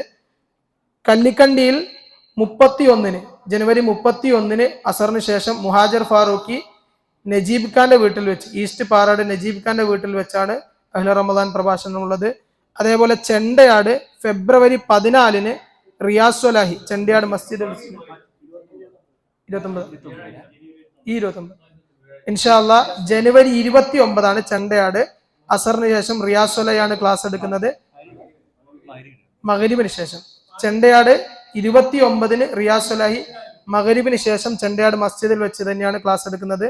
പാനൂര് ഫെബ്രുവരി 14 റാഷിദ് സ്വലാഹി റൌഫ് ഖാന്റെ വീട്ടിൽ വെച്ചാണ് ക്ലാസ് എടുക്കുന്നത്. അതേപോലെ ജനുവരി 30 അഹ്ലർ റമളാൻ കൈവേലിക്കൽ നടക്കുന്നുണ്ട്. സഫീർ അൽ ഹിക്കമയാണ് ക്ലാസ് എടുക്കുന്നത്, പള്ളിയിൽ വെച്ച് തന്നെയാണ്. ഇത്തരത്തിലുള്ള പങ്കെടുക്കാൻ പറ്റുന്ന ക്ലാസ്സുകളിലൊക്കെ പങ്കെടുക്കുക. അല്ലാഹു സുബ്ഹാനഹു വ തആല നമ്മെ ഏവരെയും അനുഗ്രഹിക്കുമാറാകട്ടെ. സദസ്സ് പിരിയുമ്പോൾ പ്രാർത്ഥന എല്ലാവരും ചൊല്ലുക.